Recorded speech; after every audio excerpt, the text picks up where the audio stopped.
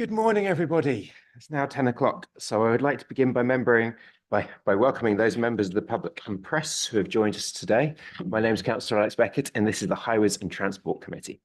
The County Council allows filming and photography at its public meetings, so please feel free to take pictures and post to social media during the meeting.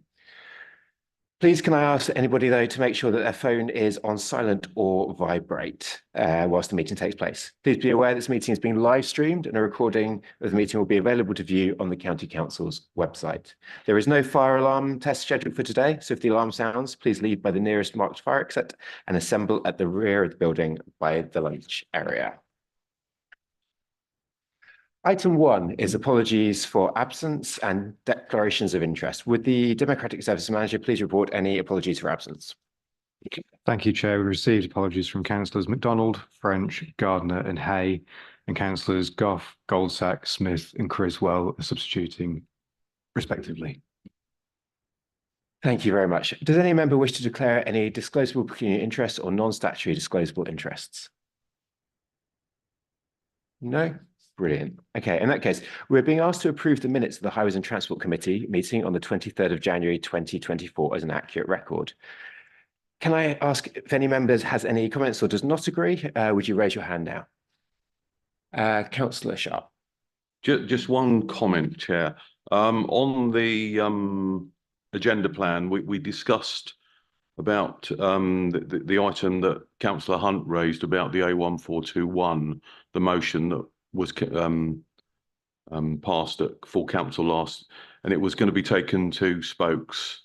So that's not on the, and then I'll bring it in now rather than to make it back on the 29th of January at spokes. We were going to get a written briefing on that, which we've not had. So it's the motion on the A1421 that went through last October, I think. Yeah. That's on the forward H&T agenda plan for the July meeting. Okay. Yeah. Thank you. Neil? Very small one. On page 12, there's a couple of iterations of roots, R-O-O-T-S. I think that's supposed to be R-O-U-T-E-S.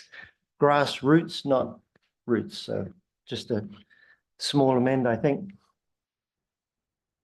Thank you, Councillor Shaler, and I will look to Councillor Dupre to arbitrate over the correct spelling of things. Councillor Hunt. Thank you very much, Chair. Since I've been a member since 2005, I've become a little bit cynical and very familiar with the phrase kick down the road. And therefore, I have to say that I'm rather concerned that the matter of the A1421 from being included in the last minutes, and we had a brief discussion about it, which isn't recorded here. And I now seems to be, it's the next meeting. And I really would like this to be minuted correctly, that I'm chasing that the unanimous decision of the council, together with the vice chair and myself having visited the site, should not get kicked down the road and should be. And I'm just a cynic, and I'm an old man, and I'm a cynic. So I know that everybody's working out this matter flat out, but I'd like it minuted. Thank you, Chair. Thank you, Councillor Hunt, and we will appreciate your cynicism. It will be carried forwards. There are, as you say, though, an awful lot of things going forwards, but don't worry, it is not being kicked down the road. Does anybody else, but Dan, feel free to add that to the minutes. Does anybody else have anything else on the minutes or the action log? Sorry, David? Yes, just to go through the action log, a briefing note has been produced on hemlock and our approach to that weed that will be circulated today. Clarification on the March performance report. The table and associated narrative in 2.4 of the March paper should have totaled 39 and not 49. An updated performance report will be presented at the next committee, and the action log will be circulated today. With that clarification, there are a number of briefings to be scheduled in the action log as well. They are in the process of being scheduled. We've had some staff absences, but we'll get those in the diary for the earliest opportunity. Thank you very much, David. That's very good to hear, and all of those clarifications are very good. Brilliant. Does any members have anything else in the action log? Yes. Thank you, Chair. As only a sub here today, apologies if this has been dealt with before, but item 190 on the action log is a briefing to be provided on the technical assessments undertaken by Milestone for the peat soil affected roads. As you're probably aware by now, I live right in the middle of many peat soil affected roads, and this is absolutely key to my ward members that we get them a solid update. So I don't know if John's in the room, whether we could give an update on where we're at with this, please. Do you want to give an update on that? Yeah, I mean, John's been absent for the last few weeks. We will schedule a briefing update to take through the process on the milestone work undertaken, take you through the steps that we've gone through to identify the level of risk along those routes. That piece of work has informed the capital programme work that's on this committee. But I appreciate the urgency of getting a meeting in the diary to take through that work in more detail. Thank you, David. I think that let's be absolutely clear here. It's the information, not the meeting itself. So if the information came out, that would be really, really useful. We've got residents living on peat damaged roads who have real questions over these issues. And I won't exaggerate, but they do take their life in their hands every time they get in a vehicle and go out on these roads in some areas. Thank you, Councillor Goldsax. I can say it's definitely not being underestimated, and obviously the extra investment that we've put into highways this year, the extra 5 million going to peat soil affected roads, that should help make a difference as well. Although, as I'm sure you're aware, there is the huge underlying issue of the peat soil affected roads and the massive investment that we need central government for, that 300 million. So again, if you are able to raise it with other people in central government as well, that will help us as part of the lobbying to be able to get those roads the real help that they need. Does anyone else have anything else though on the action log? No. Okay, then I will happily sign those in a moment. Item 3 is petition and public questions. We've received 13 requests to speak, and I will take those questions during the relevant agenda items. Item 4 is the Pike Road Safety Scheme. Can I ask David Mitchell, Interim Senior Project Manager, to present this report, please? David, over to you. Thank you, Chair. This report summarises the options assessment that's been undertaken to improve road safety on a section of Pike Road. This is in response to 4 fatal incidents between 2016 and 2020, which involved vehicles leaving the road and entering the water-filled drain. The background and funding are set out in section 2. The council is awaiting a prevention of future deaths report from the coroner. The options assessment is introduced in paragraph 3.1 and set out in appendix 1. The preferred option is set out in paragraph 3.2, with further details regarding the speed limit change in paragraphs 3.4 and 3.5. In seeking to reduce vehicle speeds, the severity of incidents is expected to be reduced. In paragraph 3.6, the proposed introduction of an access-only restriction for motorised vehicles is set out. In reducing the number of vehicles using this section of Pike Road, the likelihood of further incidents is reduced. The County Council is expected to be granted the powers to undertake enforcement of moving vehicle restrictions later this year. There are 4 recommendations. Thank you, Chair. Thank you very much, David. It's good to see so many people in the public gallery today. We have received 2 requests to speak on this item. The first up is Miss Linda Worth. Linda, can I invite you to come down, please? Is Linda here? No. Dan? I'm online. Oh, you're online. Sorry, I was told you were in the room. Brilliant. Okay. Sorry. That's all right. Okay, thank you. Give you 2 seconds. Let's see if we can bring you up on screen. Have you got your camera on? Hopefully. Okay, Dan. Ah, there we go. You're coming up There now. you go. Brilliant. Off you Over go. to you, Linda. You've got 3 minutes. Thank you. Thank you very much indeed. Okay, this morning I'm speaking on behalf of Warboys Bridleways Group and the British Horse Society. It's not something that's probably within the gift of what you're talking about this morning, but we would just like to highlight our concerns about the area. In 2021, on Ramsey Road, Warboys, within the 30-mile limit during the day, a horse and its rider were involved in a serious hit-and-run accident. The rider was knocked off her horse and left lying in the road. There is a clear need for safety improvements in the area. Station Road Hill, where Puddock Road meets Station Road, links to a number of footpaths and bridleways. We've been trying for many years and have just been granted a 40-mile-an-hour buffer zone along the village for the safety of walkers and horse riders. Currently, there is no speed restriction once outside the 30 miles per hour limit of the village. Cars come round the blind bends at speeds of up to 60 miles an hour and cut the corner, which is dangerous for all road users. Going from 30 miles per hour on Puddock Road to 40 miles per hour up the hill, round the blind bends, then back to the 30 miles per hour into the village would not improve safety. We would like to make a case for the 30 miles per hour on Puddock Road to extend right up the hill to the village entrance on Station Road. It appears that the TRO will only apply to a piece of road from Ramsey Road, 40 foot, to Ramsey Hollow Road, and not along the stretch of road up to the village that we use to access the bridleway network, which is a shame. The speed reduction needs to be applied to the full length of Puddock Road, right up to Station Road. Thank you. Thank you very much, Linda. And I'm now going to hand over to Michael Williams, Assistant Director, to give you an answer. Thank you. Thank you, Chair. The proposals set out in the report are specifically aimed at addressing the pattern of fatal accidents which occurred in the section identified above. The addition of the 40-mile-an-hour buffer zone to the south of the section was a suggestion that came from the road safety audit on the 30-mile-an-hour limit. This is appropriate in ensuring that northbound speeds are reduced before the 30-mile-an-hour limit to encourage greater compliance with 30 mile an hour. The section being treated is very narrow, which is a speed reducing feature. The other sections of Puddock Road referenced are significantly wider and therefore do not have the same speed reducing features. Introducing a lower speed limit on the other sections of Puddock Road is likely to amount to unlikely to amount to reduced speeds without additional measures such as raised cushions or narrowings, as the road is straight with a clear view. Vertical measures such as those mentioned above would not be suitable, as there is a risk of deflection and loss of control, which could increase the risk of a vehicle entering the watercourse.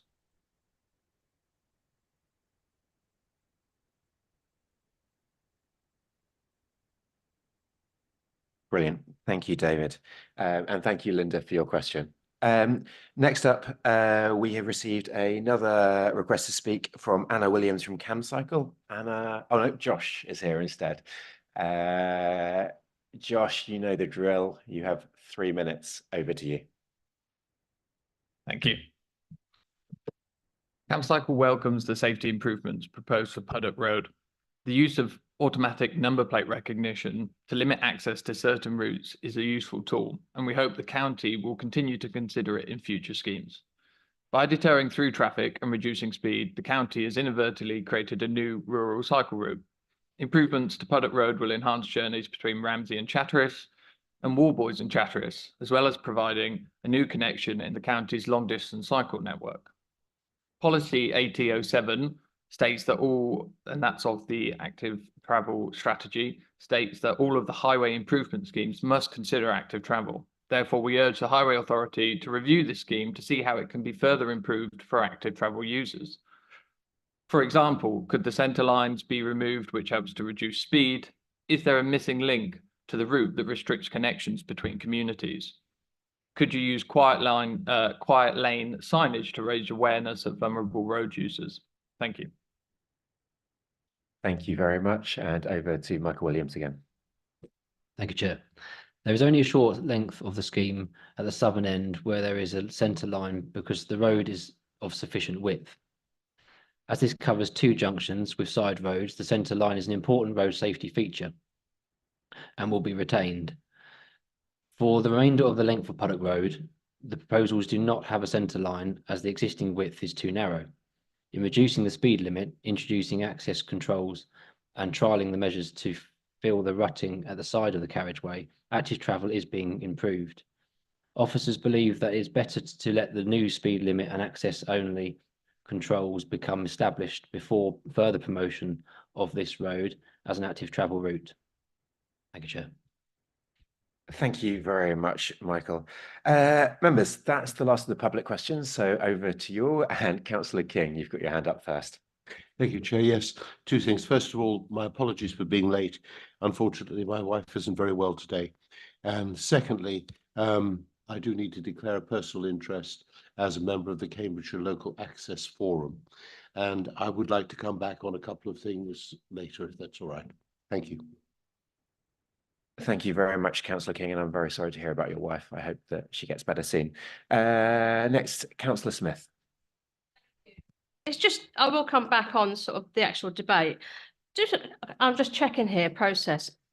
Speakers, do they have a right to come back or a right to respond? Right, it's probably finished a while ago. Okay, just checking. Thank you. Can I just ask, will they get responded to as well? The points that have been raised? Yeah, so they'll get a formal public response. At full council, they get the right to come back in service committee. Thank you. Just check. I just got a little bit lost. Thank you.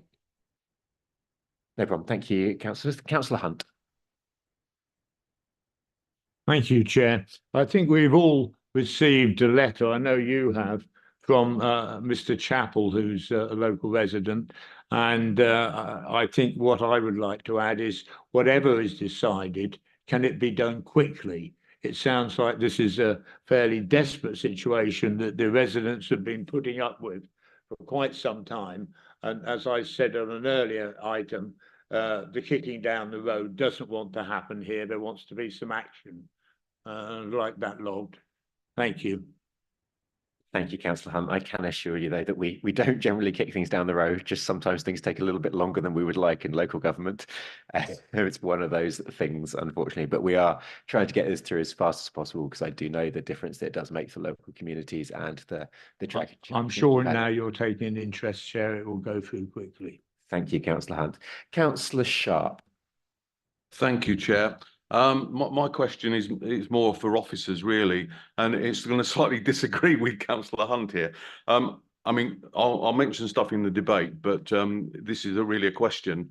Feel free to debate if you want. Okay, fine. All right, I'll do question then debate. My question is, and obviously we need, this is a massive road safety issue. We need to do something about it. My question is, looking at the appendix where, and I think possibly you're being optimistic that the civil enforcement powers will be in place by the end of this year to enable HTC to actually use the ANPR cameras. So we're looking possibly at the end of the year before this, if we go down the ANPR route. Why are we doing that before we've received the coroner's letter? In case that has other comments in it, is my first question, really, of officers. I understand the need to get something done, but if we've got this coroner's letter, it's in the offing, then should we not wait for that if it's not going to be too far away? Especially bearing in mind we're not going to be able to set up your recommendation until the end of this year. Thank you, Councillor Sharp. David, do you want to respond to that one? Yeah, there's two things. The first thing is that the speed limit change can be implemented very, very quickly. In fact, the 30-mile-per-hour limit has already been approved. So it's the buffer zone 40-mile-per-hour limit that we can process quickly now and after the committee agree to it. So that will happen.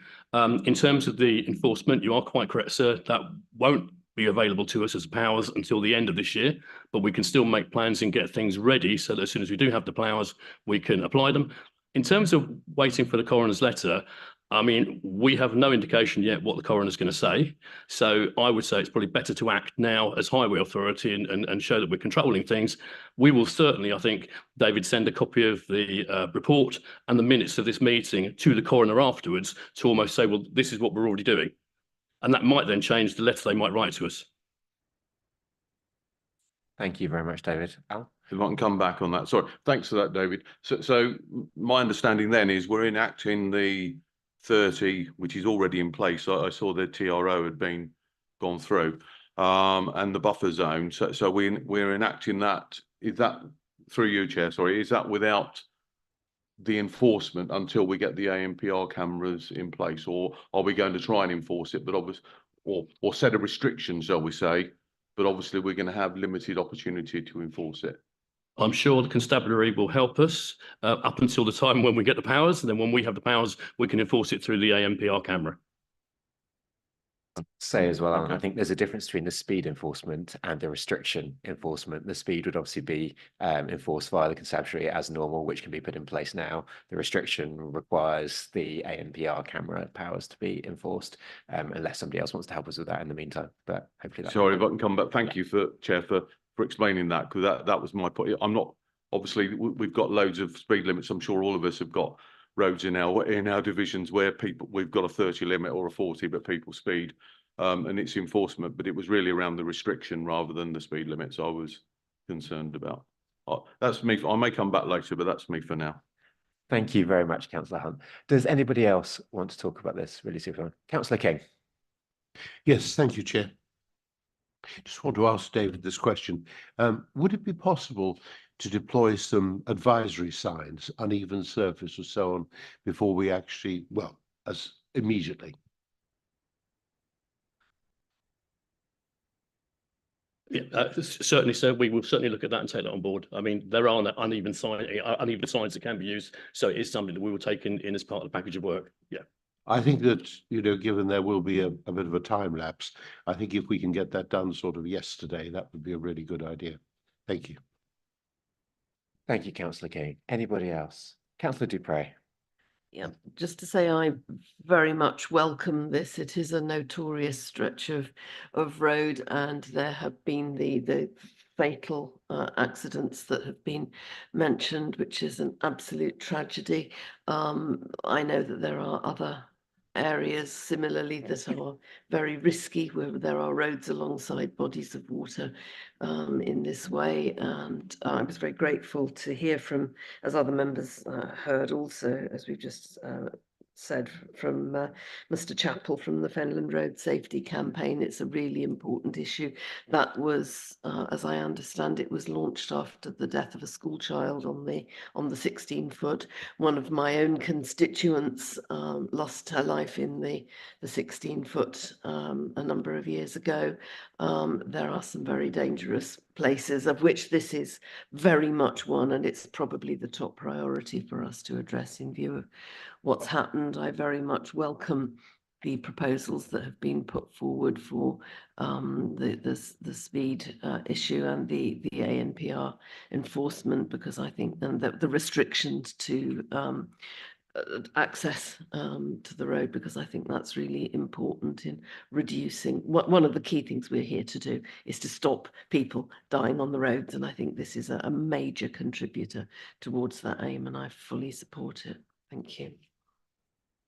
Thank you, Councillor Dupre. You are correct. And obviously, one of our top priorities is to make travel across this country greener, safer and more sustainable. And we cannot underestimate the safety element of that. I also want to thank Mr. Chappell for his email. It was very gratefully received. Councillor Shaler, or sorry, Councillor Sharp. Thank Councillor Shaler. I said I'd come back. There's one other point I wanted to make, and I know I raised this at Spokes, but certainly having an email correspondence with Councillor Costello, who is the local member yesterday, she doesn't seem to have been updated recently on this. She was updated some while ago about the consultation process with residents about closing the road, but she hadn't heard anything of since recently, is what she's telling me. So I think we do need to involve the local member in this going forward, and then I totally agree with what Councillor Dupre is saying in terms of road safety. Yes, it's something I believe a few years ago I did drive down this road once, and I was looking for a cut through because there was problems at Chatteris or Ramsey. I can't remember which now. But so you know, it is, and I know some of the roads out there, they're very, very dangerous. But just obviously to make this work, I'm thinking of making sure that but certainly the farming community out there who need to use that road, because it is about a 15-mile detour, I understand, looking at the papers, then you know, yes, we want to restrict traffic, but we need to let those who've got a, you know, the agricultural business especially to actually go along that road to do what they need to do. Thank you, Councillor Sharp, and I'm not going to ask David to come back, but I can assure you we will make sure the local members are kept informed on that one. Councillor Shayler. Thank you very much, Chair. And I was going to make much the same point as Councillor Sharp. This is obviously about safety, but it's also our rural community. These are very productive fen farmlands, and we need to maintain access. This is infrastructure that we're talking about here. And it's not only this area, but all across this area. We have to keep that balance of safety, but also utility and access to the farm gate. So thank you very much for the discussion. Thank you very much, Councillor Shayler. Do I have anybody else? You around the room? No. Brilliant. Well, thank you everyone for your comments and debate. This is obviously a really important one. I'm really happy to see this moving forwards. I know later on we've got another paper on our DTSA, which includes some of our safety work, but this is really vital in this, making sure that people can get around our county as safely as possible. Just sum up though, the committee is, the recommendations are to A, note the steps already undertaken to improve the safety of Puddock Road, i.e. through the speed reduction measures set out in 3.5. B, approve the preferred option of a camera enforced closure of Puddock Road that will restrict access to the majority of vehicles and undertake works to the carriageway to remove rutting.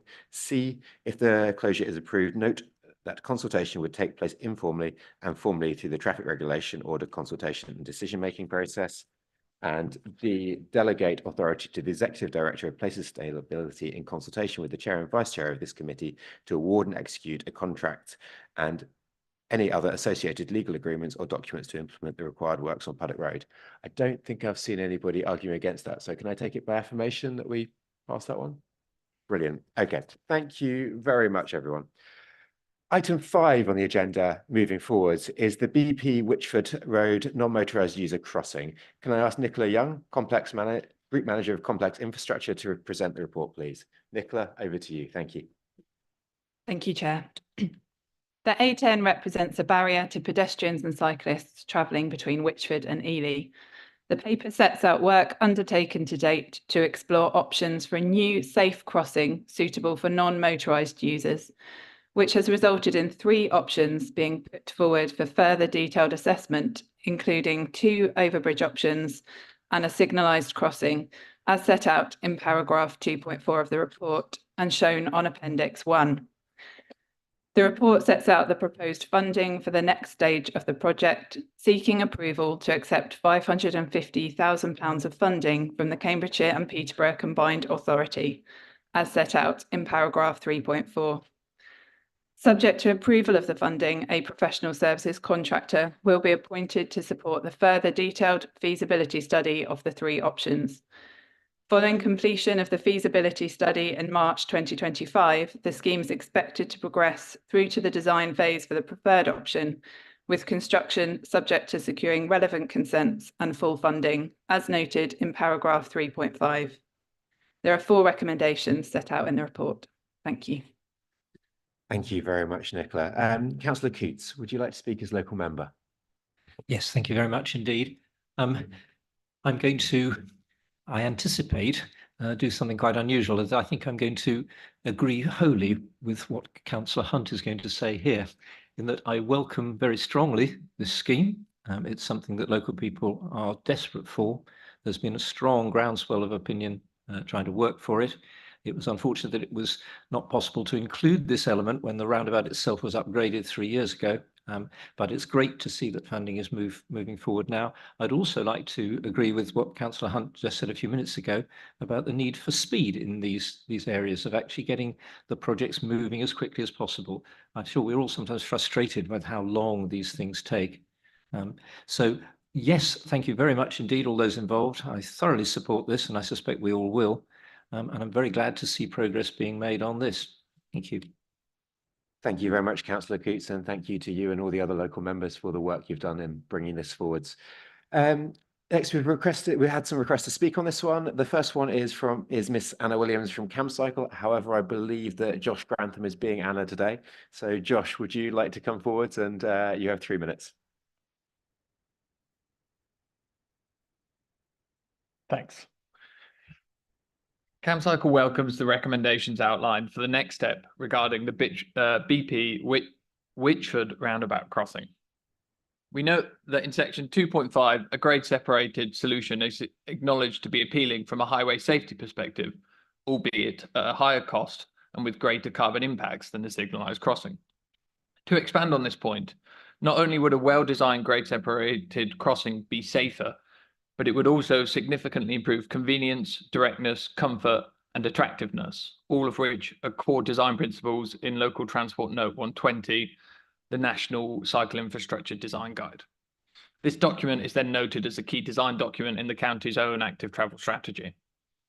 Whilst considering carbon emissions is important, we should not only consider them in terms of construction emissions, but also in terms of potential carbon savings from increased levels of modal shift. A higher quality grade separated junction would encourage more cycling, fewer car trips, and likely have a far greater impact on carbon emissions over its lifetime. Therefore, will the county ensure that this is taken into consideration? Thank you. Thank you very much, Josh. Michael Williams, Assistant Director, Project Delivery. Do you want to respond to that one? Thank you, Chair. As part of the options appraisal report and aligned with the national policy requirements since 2021, the shortlisted options were specifically evaluated in relation to their carbon impacts. At the early stages, this assessment has been driven by construction impacts. However, once more detailed trip modelling is undertaken, a better understanding of reduced journeys as a result of the provision of an overbridge could take place. We will also consider in the next feasibility phase the use of construction materials with a lower overall footprint. The feasibility stage will consider the 3 shortlisted options against a number of further detailed assessments, including carbon, transport modelling, costs, and environmental assessment alongside further consultation. Thank you, Chair. Thank you very much, Michael. Members, we'll now move to questions and debate. I intend to take them both together. Councillor Hunt, would you like to go first? Thank you very much, Chair. I've waited a month or so to put Councillor Coots right on my agreement that this is a dangerous crossing as it exists now, and it should be improved and made safer. There's something that doesn't seem to be mentioned very often, is if you look at the map carefully, and I actually, although my colleague over there is a local member, I actually live nearer to this roundabout than he does, I would say. However, we have examples of crossings on busy roads, one at the bottom of the Soham roundabout, which is a bridge, and one is the access to the leisure centre further up the A10, which is a tunnel. And it is quite clear that the tunnel is used by many, many people, is very safe, and doesn't interfere with the skyline in any way. If you look at the bridge at the bottom of the Soham roundabout, which I'm familiar with, and was put there to be a safe way to school, people with wheelchairs don't go up there. People with buggies don't go up there. So the people who've got mobility problems don't go up and go over the bridge, and people who've got buggies or carrying children or whatever don't either. So I think it's the need is absolute here. And the accepting of money from a combined authority is something which should be done, and the survey should go forward. But I would say that we've got, as you know, a working group on the A10, and one would have hoped that a proper job, i.e. a tunnel, would be the way forward. If members, and I'm sure Councillor Coots is familiar with the one at the Downham Road, I mean, it is absolutely safe. Everybody uses it. And my experience is if you have the plans, some of the plans that are in the agenda today, people don't divert by more than a yard or two. If there's something is 50 yards down the road, they won't use it. If it's got to climb up over a bridge, I don't think they'll use it. So although I totally agree with the need to get something done there, and we should accept the money from a combined authority, I think we should really look at the tunnel as an option because that is the safest, that is the best, and that will be used by people. And that's my concern. Thank you, Chair. Thank you, Councillor Hunt, and I'm very pleased to hear that the underpass you talk about is well used. So many of our other underpasses, unfortunately, people don't feel the same way. So I'm very pleased that in that case, it doesn't seem to be the case. Councillor Sharp. Thank you, Chair.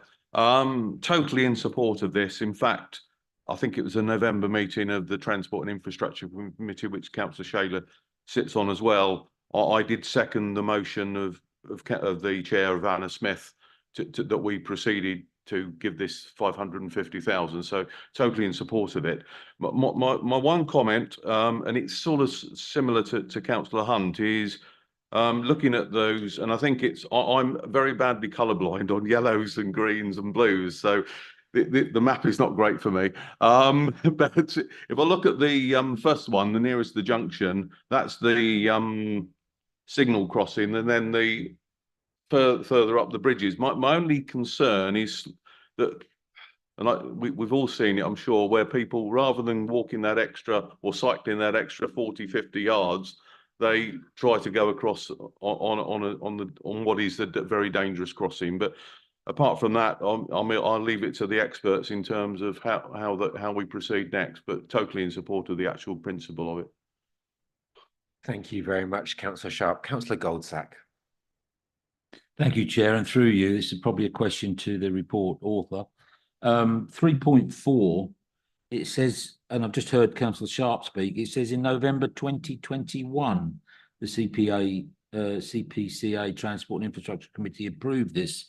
Is that date incorrect, or have we just highlighted an example where Councillor Hunt keeps saying about things being kicked down the road for 2.5 years? Nicola, do you want to? That's a well spotted typing error. It should be November 2023.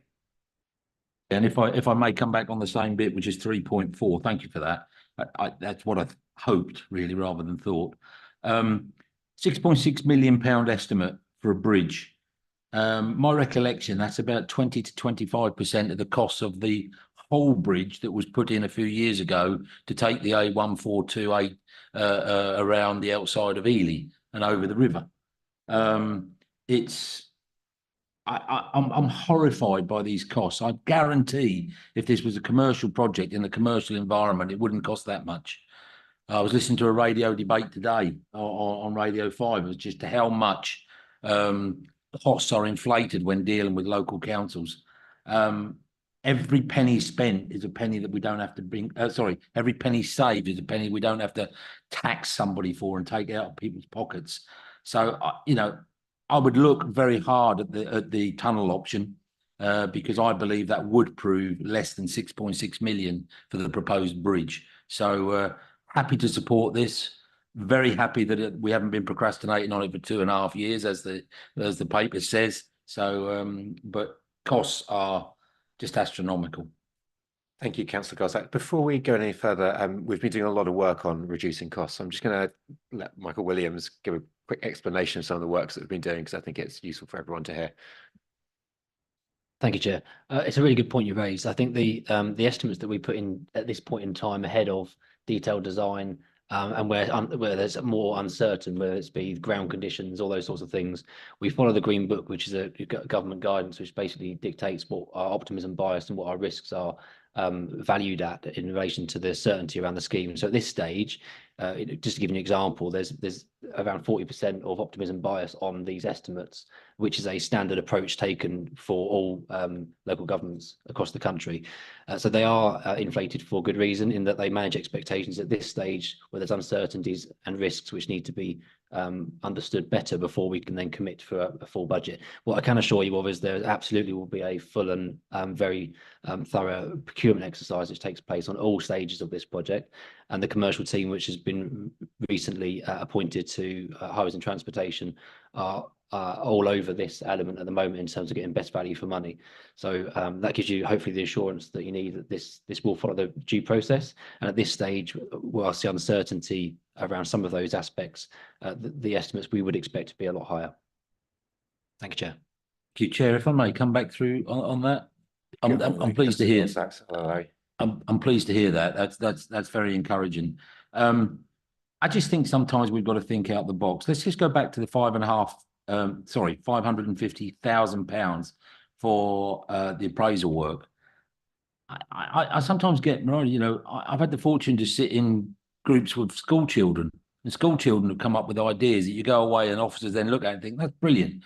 Very quickly, one was behind football goals, you see 3D, right, so it looks as if the barriers are standing up on the ground. Councillor Goldsack, are we going off topic? No, we're not. We're not. If you will indulge me for 2 seconds. And what they said is, if you put them on level on zebra crossings, cars would have to slow down because they would think they were going to hit a barrier. I thought, what a great idea from a kid, right?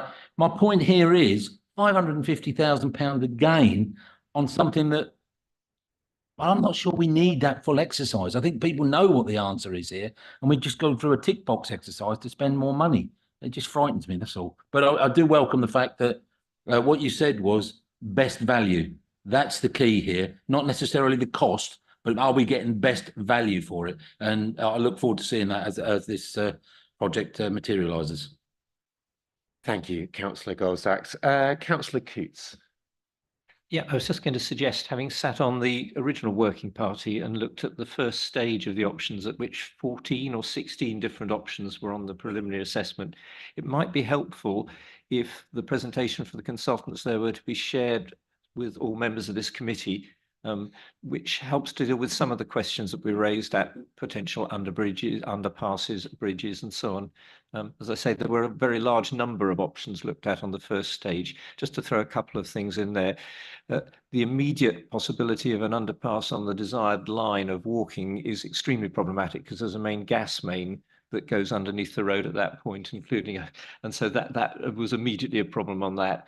The alignment of the bridge slightly further north there also allowed to take advantage of the ground conditions where the road's in a cutting. And so, but yes, so it might be helpful that if those conclusions were actually shared around so we could all have a look at what went through there. And could I just say too, I share Councillor Goldsack's concern. I just looked at the sums here and I thought it cannot cost £6.6 million to build a non-motorised user bridge. This is, you know, I know everything costs a lot of money, so it's very reassuring to hear that this is an initial estimate here. If it came in at that cost, I would be really shocked.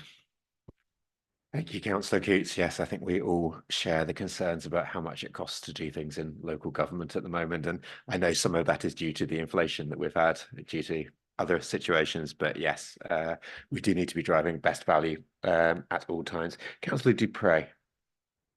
Thank you, Chair, and I will, on the cost point, say what I always say, not least because I know it annoys you as a wedding photographer, but highway costs are like weddings, that you take a sensible sum and you put at least one, if not two noughts at the end of it. So I will say there are very good reasons in my profession. I and my colleagues campaigned vigorously against creating the situation that we are now trying to solve. It was pushed through regardless, in the teeth of opposition, based on the very sensible grounds that what was going to happen here was going to create the situation exactly as it has happened, that pedestrians and cyclists are put at major risk in order to create a smoother path for the private motor car. And that did happen. And within days of that scheme going in, I received a call from one of my residents in Witchford to say that as a result of what this council, predecessor council, and the district council had done, he was no longer able to encourage his son to cycle to school in Ely, and that he would now have to drive his son to school every day because the council had created a situation in which it was no longer safe for his son to make his own way independently. That's wrong. We need to sort it. It was the first question that I asked the new mayor when he was installed in 2021, was what was he going to do about this? It is frustrating, as has been said, not only the cost, but also the time that these things take. I'm glad it's moving forward. It should have been done at the time and made safe for active travel at the time, but it's happening now and I welcome that, although the sooner the better. However, The sooner the better does not involve making up options on the fly. This has been through an exhaustive process. The options we have got are the ones that are reasonable and feasible. Councillor Coots has explained why things like the underlying utilities mean that some things can't happen.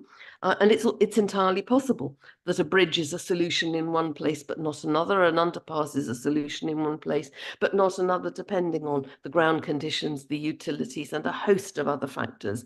And I'm rather, while I'm concerned at the costs, I'm rather worried about the idea that we all know what the answer is, because I mean, I'm not prepared certainly to tear up all these months and months of work on possible options and say, no, we know it's going to be a tunnel, let's do a tunnel. That's not how we do things here.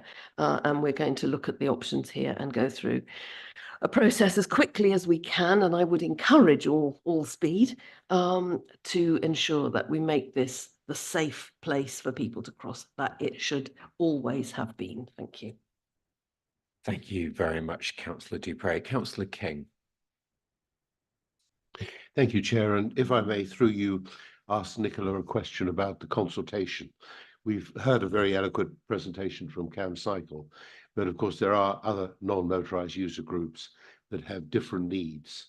And there are particular challenges, I think, in creating a bridge that is properly accessible for other groups, particularly wheelchair users I'm thinking of. So can you just give me that absolute assurance that the views of all other non-motorised user groups will be fully taken into account? Thank you. Yes, thank you, Councillor King. So during the options appraisal phase, we did some consultation with key user groups. That will continue through the next phase, and we will ensure that all user groups have the opportunity to contribute to that consultation. Thank you, Nicola, and thank you, Chair. Thank you, Councillor King. Just as well, from my personal experience living in the city where we have a number of tunnels and underpasses, those are often very challenging for users of wheelchairs as well. So I don't want anyone to get the feeling that for some reason tunnels are particularly easier than bridges. They each need to be designed with accessibility in mind and making sure that they are suitable for all. So it's not necessarily the nature, it's more the thought that goes into how it is put together. Councillor Shaler. Just very briefly, Chair, several councillors have mentioned the involvement of the combined authority in this, and I want to specifically express my thanks to the enthusiastic support that we have received from the combined authority to fix a problem that they inherited. So thank you very much. Thank you, Councillor Shaler. Do I have anybody else? If not, okay, the committee is recommended to A, note the progress that has been made on the options assessment and the procurement plan for the conclusion of feasibility work. B, agree that the council accepts £550,000 of funding from the Cambridgeshire and Peterborough Combined Authority to undertake a feasibility study to identify the preferred option for a non-motorised user crossing. C, delegate authority to the Executive Director, Place and Sustainability in consultation with the Chair and Vice Chair of the committee and the Section 151 officer to enter into a grant funding agreement with Cambridgeshire and Peterborough Combined Authority. And D, approve the ongoing development of the design, including consultation with stakeholders. I don't think I've seen any objection to that one, so can I take it by affirmation? Passed. Brilliant.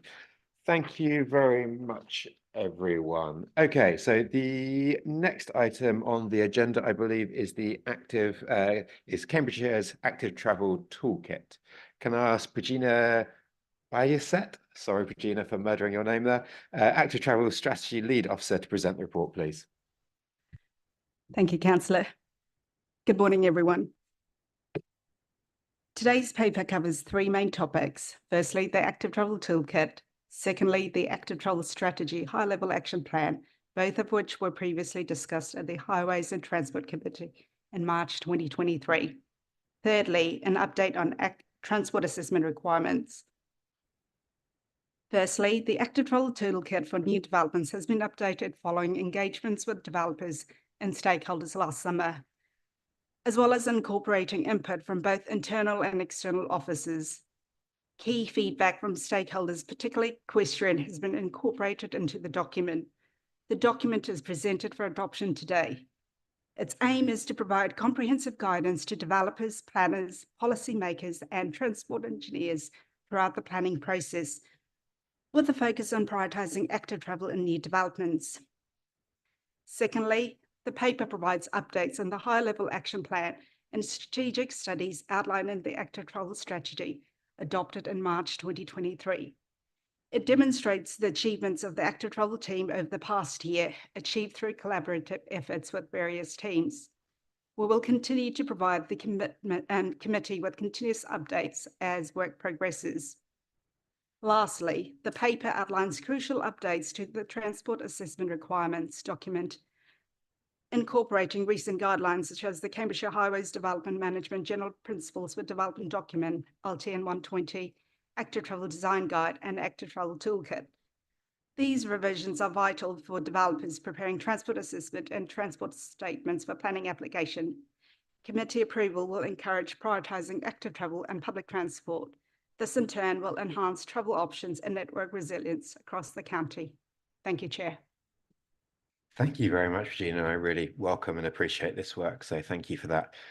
We have a request to speak from CamCycle. Josh Graham, I'm assuming that's you taking this one. So you have 3 minutes. Over to you, Josh. Thank you. CamCycle commends the recommendations to approve the adoption of the draft Active Travel Toolkit. Embedding the road user hierarchy into all aspects of the Highway Authority's work is crucial, and it's encouraging to see it's prominently featured in the toolkit. However, whilst progress is welcome, it's essential to ensure that the hierarchy goes beyond mere lip service and is truly integrated into every decision-making process. For example, it is excellent to see the progress being made on bringing this into the county's maintenance strategy, with defects on active travel being accorded a high level of consideration into the highway's operational standards than previously, because of the increased danger to people walking and cycling. This will make a significant difference to the journeys and safety of people across our county. Going further, Suffolk County Council's Street Guide is a good example of a methodology for integrating the user hierarchy into the movement networks on new development sites, requiring developers to support all submissions with evidence. This should be a further and future consideration for the Active Travel Toolkit. CamCycle has concerns that the progress the county has made in terms of policy is not being matched by progress on its delivery. For example, the developers for the land north of Cherry Hinton and the developers for the wing development in Cambridge each recently submitted 3 junction proposals. Neither of the developers provided any evidence or supporting documentation from an active travel perspective, and both failed to align with national and local policy.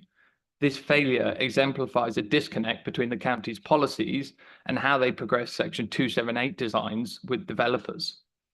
Will the County Council request that these developers submit the necessary junction assessments and meet with us and other stakeholders to address concerns with the proposals, as they should have done, as set out in the active travel strategy? Thank you.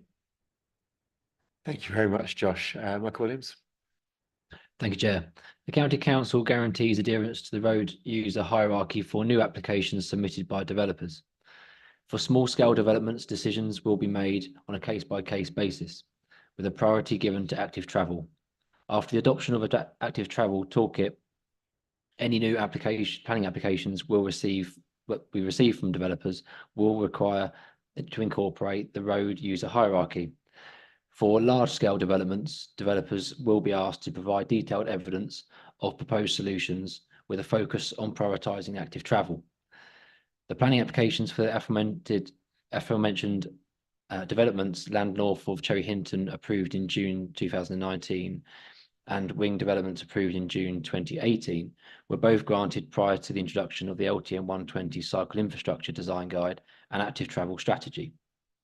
In the future, the County Council will mandate developers to provide essential junction assessments as set out in the new Active Travel England guidance. County Council officers will engage with CamCycle and other stakeholders to address concerns raised by developer proposals. Thank you, Chair. Thank you very much, Michael. And thank you for raising those concerns, Josh. It is important that we follow through with policy, with actions. So that's really important. Okay, we'll move to questions of clarifications and debate. Members, Mandy Smith. Thank you. I don't know if this is the right place to ask. No doubt you will tell me if it's not. Basically, the policy all keeps mentioning cyclists and walkers. What about other users, NMU users like equestrians? Although I don't know if I missed that in your commentation, but what about equestrians?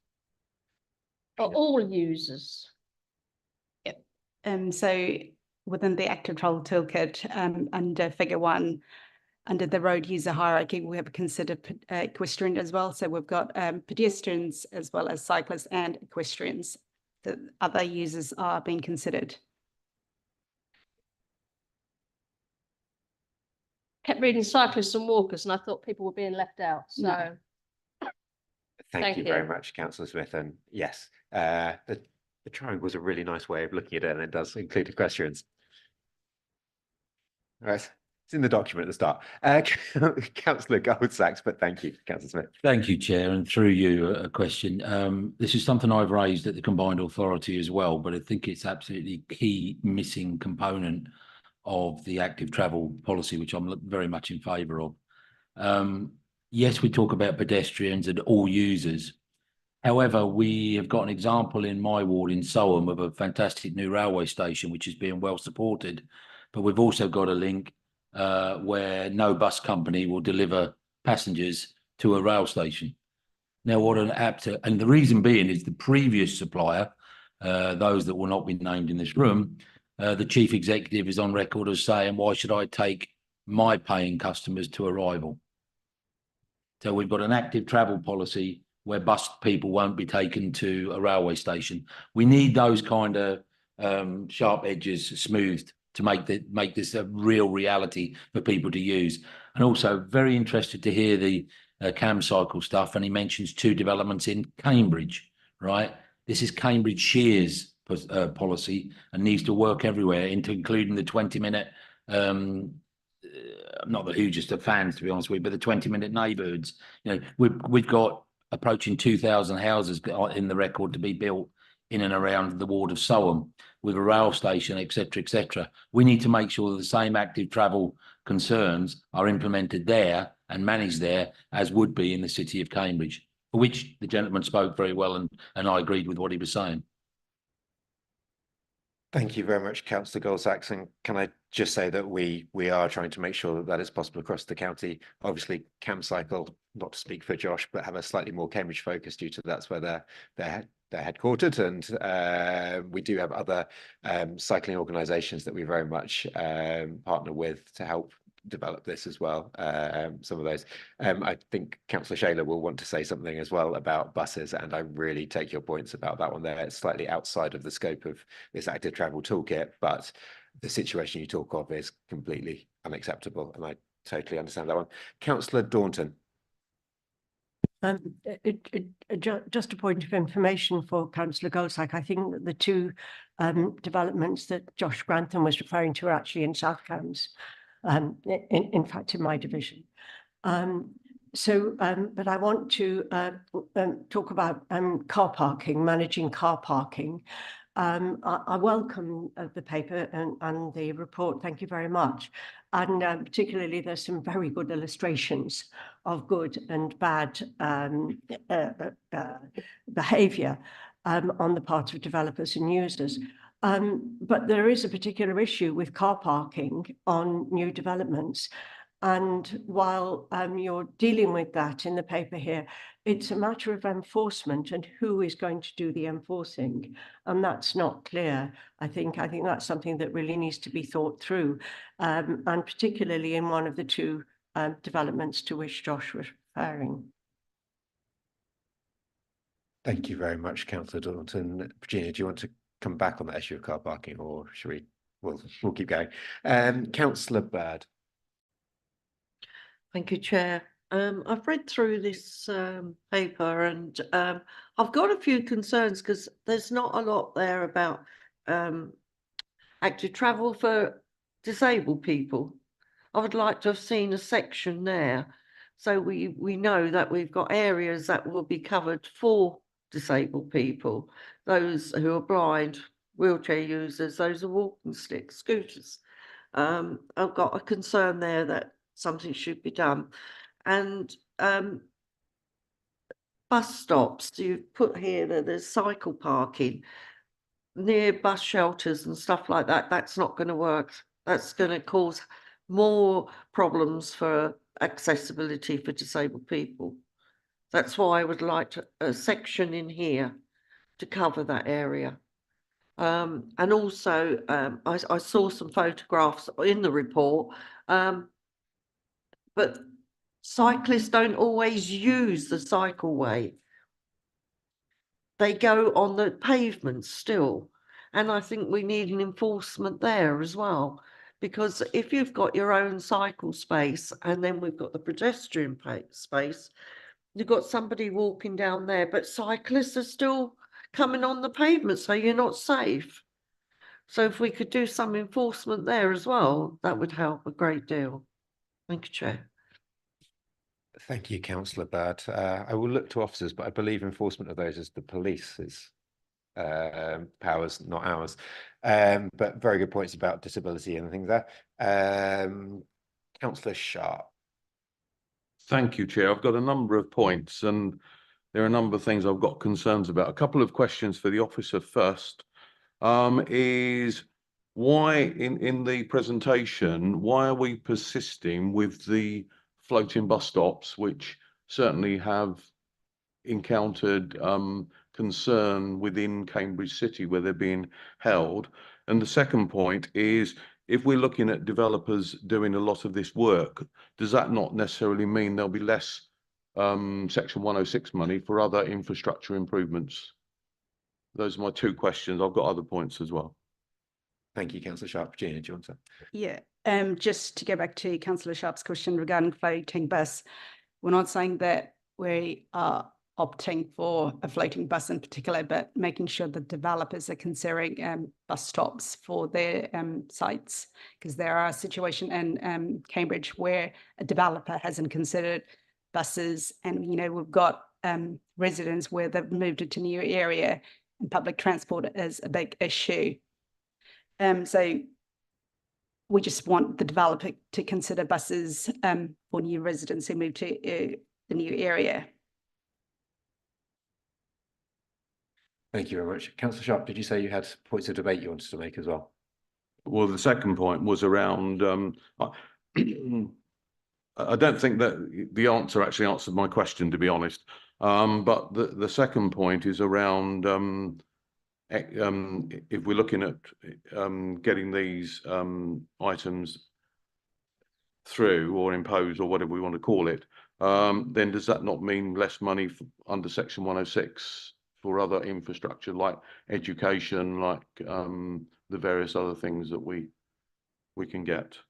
Because obviously the developer has got a finite amount of money that they can pay. David Allett, do you want to come in on that? Yeah, perhaps I'll pick this up as a form of Section 106 conditions negotiation. No, it's not the case. Yes, the developer has a finite pot and there's a viability line, but ultimately the planning process is about setting clear requirements that a developer has to meet and able to achieve a consent, and those requirements might change over time. So it's not anticipated that setting new or different requirements will prevent achievement of monies for other infrastructure types beyond transport. Thank you very much, David. Alan, did you have any more you wanted to add? Yeah, more points really. I can't support something that's got the reference to 20-minute neighbourhoods within it. I find that bizarre. And touching upon what Cam Cycle said, and there is ongoing emails around describing Cam Cycle as a stakeholder. They're a lobby group rather than a stakeholder. And we're looking more at travel to work here rather than necessarily leisure, I would have thought. And finally, the final point is touching upon slightly, I forget who, it might have been Councillor Daunton, I think, in terms of car parking. I've got concerns where we seem to be pushing developers into building, making developments that make it more difficult for cars. And I think we're going to end up with parking being all over the place because we're restricting the number, the actual ability for cars to park. Would be my comments on this. Thank you, Councillor Sharp. Can I just clarify myself, the 20-minute neighbourhoods thing, that obviously the principle of that is to have necessary services within 20 minutes walk or cycle of your home. Am I honestly taking it that you don't support the idea of having those things close by? It's back to the whole congestion charge debate.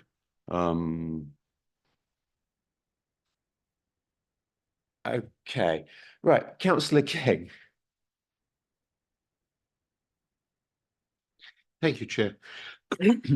Yes, I think that I wasn't going to say anything about the 20-minute neighbourhoods, but I think it's just worth making clear one of my concerns is that we have limited funding.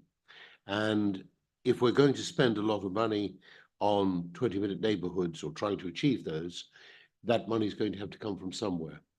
So I think that it's a case of balancing out the benefits of them with the cost and whether that money could be spent better elsewhere.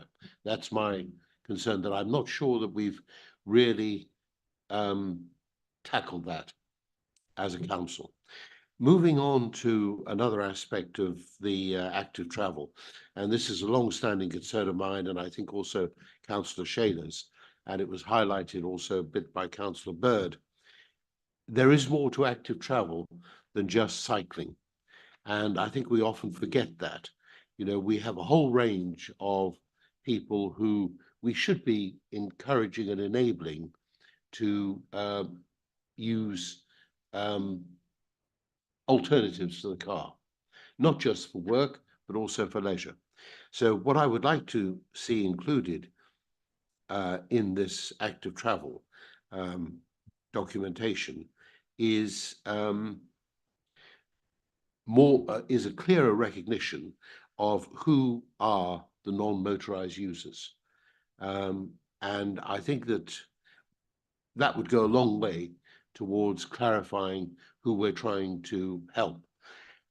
I know that we in the past have taken quite a narrow definition of active travel as just going to and from work. Other local authorities that I'm aware of have taken a much broader definition. They've also benefited from government funding.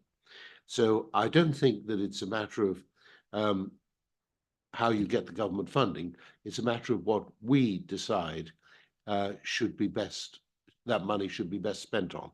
So I do think we need to be clearer about benefiting all non-motorized users. And just on a sort of more technical point, and I'm sorry, is it Prachina? Prachina, good, thank you. Yes. Yes, could you just confirm, Prachina, that rubber crumb is included in the surface options? Thank you. Sorry, is this example? Yeah. I can confirm that it has been utilised. Rubber crumb has been utilised, but I've said to Linda that it'll be best if we just check with Simon Manville, because he's a project manager for that project. I think we should probably save that one for when we're talking about the active travel design guide and the correct surfaces. This is obviously about a toolkit for new developments, and it references the design guide. Yes, I think we should probably stick to the exact surfaces when we talk about the design guide next. Indeed, Councillor Chair, King. and I thought I'd just slip that in, and thank you for your indulgence. Thank you. Thank you very much, Councillor King. Councillor Dupre. Thank you, Chair. Having listened to the debate, there were a number of issues I wanted to pick up. I think I very much agree with Councillor Bird about the absence of reference to people who use wheelchairs, among other things. We talk in other documents about walking, cycling and wheeling these days, and it's very obvious that this just talks about walking and cycling. I think we need to put the needs of people with disabilities back into that mix, and we need to look at that and make sure we get that right for the future. The next thing I wanted to say is it talks about the very much within communities, and my question was, what about between communities?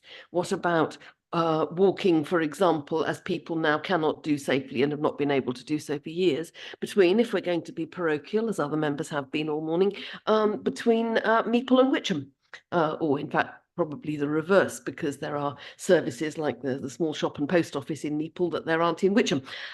So what about the ability to walk or cycle between settlements as well as within settlements? And also, what about that very important right of access to the countryside for people who live in new urban communities? And isn't that just as important? It was dismissed, I think, opposite as being about leisure, but leisure is important, and being able to get on foot, by bicycle, in a wheelchair, on a horse, between a settlement and the leisure opportunities, the bridle ways, the rights of way, all of those things that are there to be enjoyed is important as well.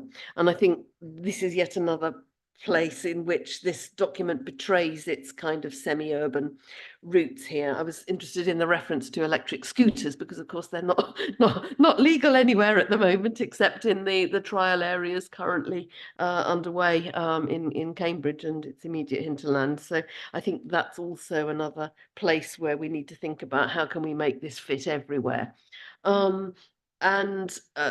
Obviously, the fact that it is for new developments creates limits, not only because there are places that really need some encouragement and support for active travel that aren't new developments, but also, of course, if you're asking for money from developers for it, the only place you can get that in any substance these days is from the developers.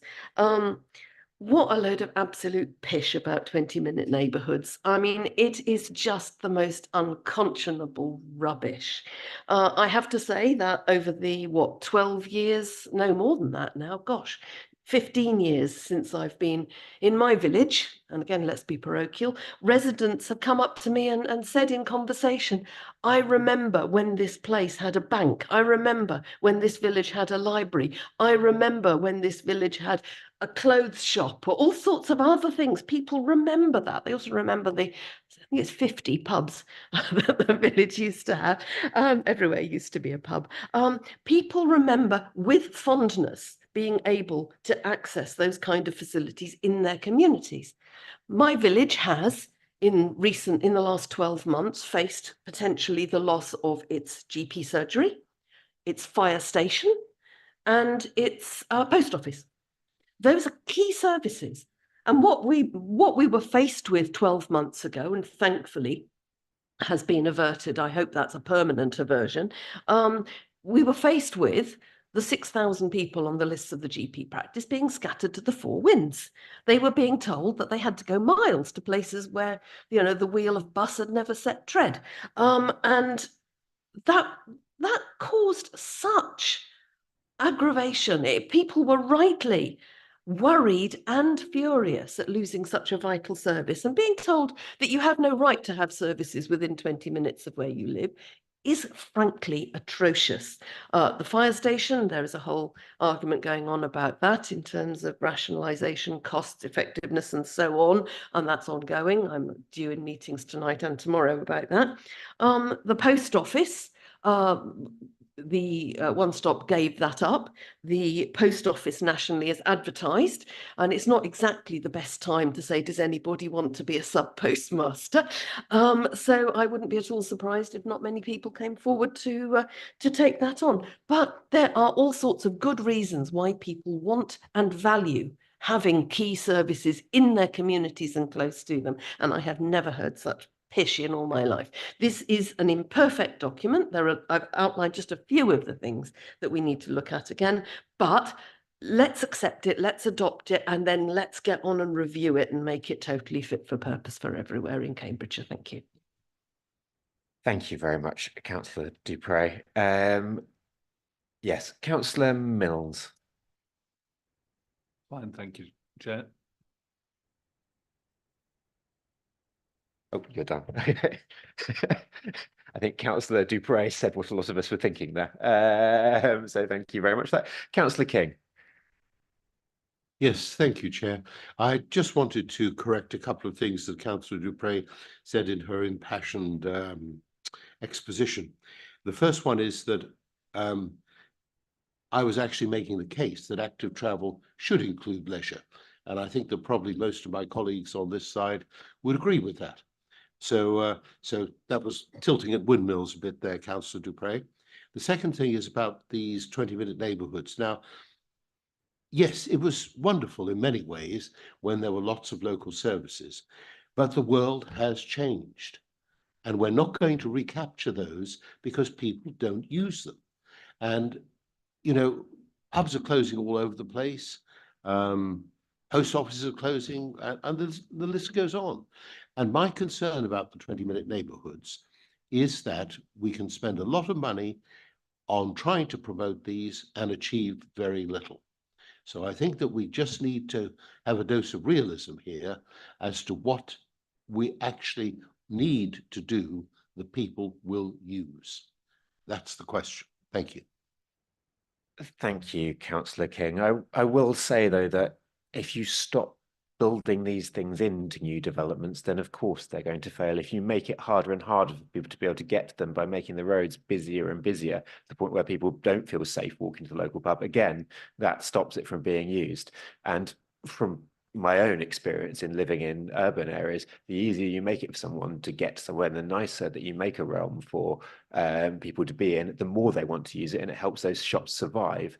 And we all know how important that is. I mean, I think just slightly tangent as well, we've seen the concern over some of our new developments in Northstowe and the like, where people are really concerned about not having those services locally and what concern that really brings to people. So I think it's really important, particularly when we're doing these designing of new urban spaces, that we do design these in. We do design in safe routes for people to get to be able these necessary services, because that is what will help them survive and that is what will help them thrive.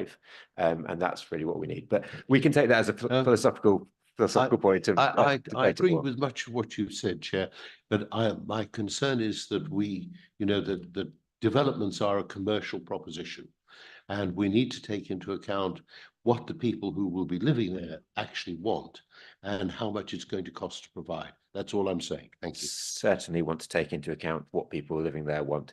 Councillor Hunt next. Thank you, Chair. First thing I'd like to say is an apology. My colleague opposite me at the moment, I'm not sure if your name is Burke or Bird, but so I do apologise. What I would like to say, though, is I agree with your comments about misuse of cycle lanes, and if they are installed, then they should be used. I happen to live outside a cycle lane, and it is not uncommon for people to be on the pavement and have collisions as I come out of my gate, and I've had collisions there. And I just think there is a cycle facility there. Please use it. And I agree with you totally there. Also, I think we need to keep reminding ourselves that Cambridgeshire has got two parts to it, whether we like it or not. There's this scientific, world-leading, high-income, successful city that Cambridge is, and there's the agricultural communities that is East Cambs, maybe a bit of Huntingdonshire and Fenland. And they are different communities. And I get people coming up to me and talking to me and say, well, what's the matter, Bill? Are you having a war against the motorist? What are you doing? You have to have a car if you live in parts of the rural community, which is the northern part of Cambridgeshire. And I think it's really a plea to officers to remember that in the northern part of the county, a car is not a luxury, it's an essential. It is what, everybody, I took my driving test on my 17th birthday. I was that keen to get into a car. And I think we should keep that in our minds. I've got so it's not a luxury in parts, and we are sadly different in income levels and lifestyles, and the demands of someone who lives in an urban area are clearly different from some of the ones we have. And the final one is, I'd like to ask the officer, if I may, are you convinced that a floating bus stop is worth the investment, and particularly in safety terms? I'm not convinced, and I've heard many stories, anecdotally, of course, but many stories about accidents on floating bus stops, and people don't really understand them. Can you convince me that it's a safety feature? Councillor Hunt, I'm not going to ask our officers to convince you in this room that it's a safety feature or not. There's a lot of research that goes into it, and I'm sure I will ask officers though if they do have access to that to be able to send it to you. It so you can depends who digest. writes the research and what answer they want to get. I'm a Let's cynic. Well, let's take that away. I don't think that's a debate for here. I do just also want to raise you, in case you're not aware, by the way, I'm sure you are, but that Fenland, when you talk about the north of the county, has the highest rates of active travel in the entire county outside of central Cambridge. It has a large number of people that do not have a car and that can't afford a car. And therefore, I think when we talk about this, we do have to be very aware that there are large parts of this county, which you are right, are far less affluent, but that they do not have the ability to be able to afford a car and that therefore need active travel. And I know many of those people are my constituents. I know them, and there's a remarkable amount of car sharing goes on and a lot of cooperation goes on. But I am aware, and my constituents are from that. There are many people who can't drive, yes. Chair, I don't think they're his constituents if they're in Fenland. Councillor Hunt represents Soham South and Hadley. Okay, thank you very much, Ilo. And yes, it is Fenland where it's about 10% of people walk to work, which is some of the highest rates across the county, especially when you take into consideration the fact that in Fenland, most people don't work from home, whereas South County end up with more home workers. That's the census though. Let's not get into that right now. Councillor, where have I got? Is it Mills? Do I have Councillor Mills? Yeah, Yes. just to reinforce your point. According to the government, Fenland, 12.6% of households don't have a car or have access to one. Thank you, Councillor Mills, for having those stats to hand better than I do. Councillor Bird. Thank you, Chair. Thought I'd come back again. On the recommendations, B, the approval for adoption of the draft Cambridgeshire active travel toolkit. I would like to ask whether we could add a bit in there, because that's the only bit that's concerning me. If we've going to adopt this draft paper, then it needs to have a little bit extra in there about mobility. Councillor Bird, I'm happy to take that away. We've obviously gone past the point of amendments for this without the chair's discretion. So I'm happy to ask officers that future drafts of this do take more of that, but I don't think we'd be in the position right now to be able to make an amendment to this one. Obviously, amendments were due in, I think it was Friday, to be able to do that. It does say that it is a draft as well. So obviously, as we update the draft, happy to take that on board. You are right that people of reduced mobility are so important in this as well. So definitely happy to take that away, if that's okay with you. Councillor King, I've got you on my list again. I will say that we do seem to keep going back around in circles and we are getting onwards. So please do keep those comments brief. Most of us have said stuff already. Thank you. Thank you, Chair. I will certainly follow your advice as always. The first point I wanted to make is you're quite right about active travel in Fenland. However, what is really important to understand is the nature of active travel in Fenland is different from the nature of active travel in the south of the county by and large. And, you know, we can't keep lumping everything into active travel without any discrimination between what happens in one part of the county and what happens in another.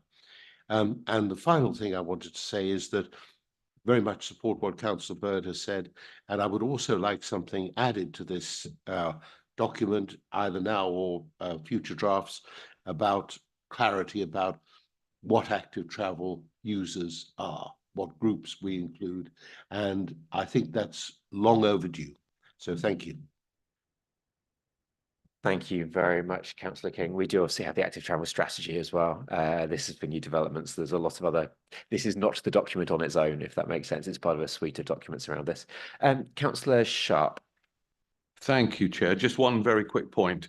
Agreeing with Councillor Bird, I think this is, we are, in my opinion, a committee looking at things, and I think the Joint Administration's decision to not allow amendments on the day, I think it highlights that Councillor Bird's point highlights a weakness in the Constitution that the Joint Administration put forward. Thank you. Thank you, Councillor Sharp.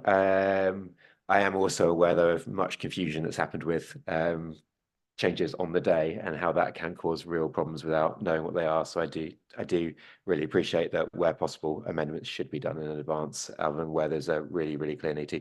Councillor Shayler. Thank you very much, Chair.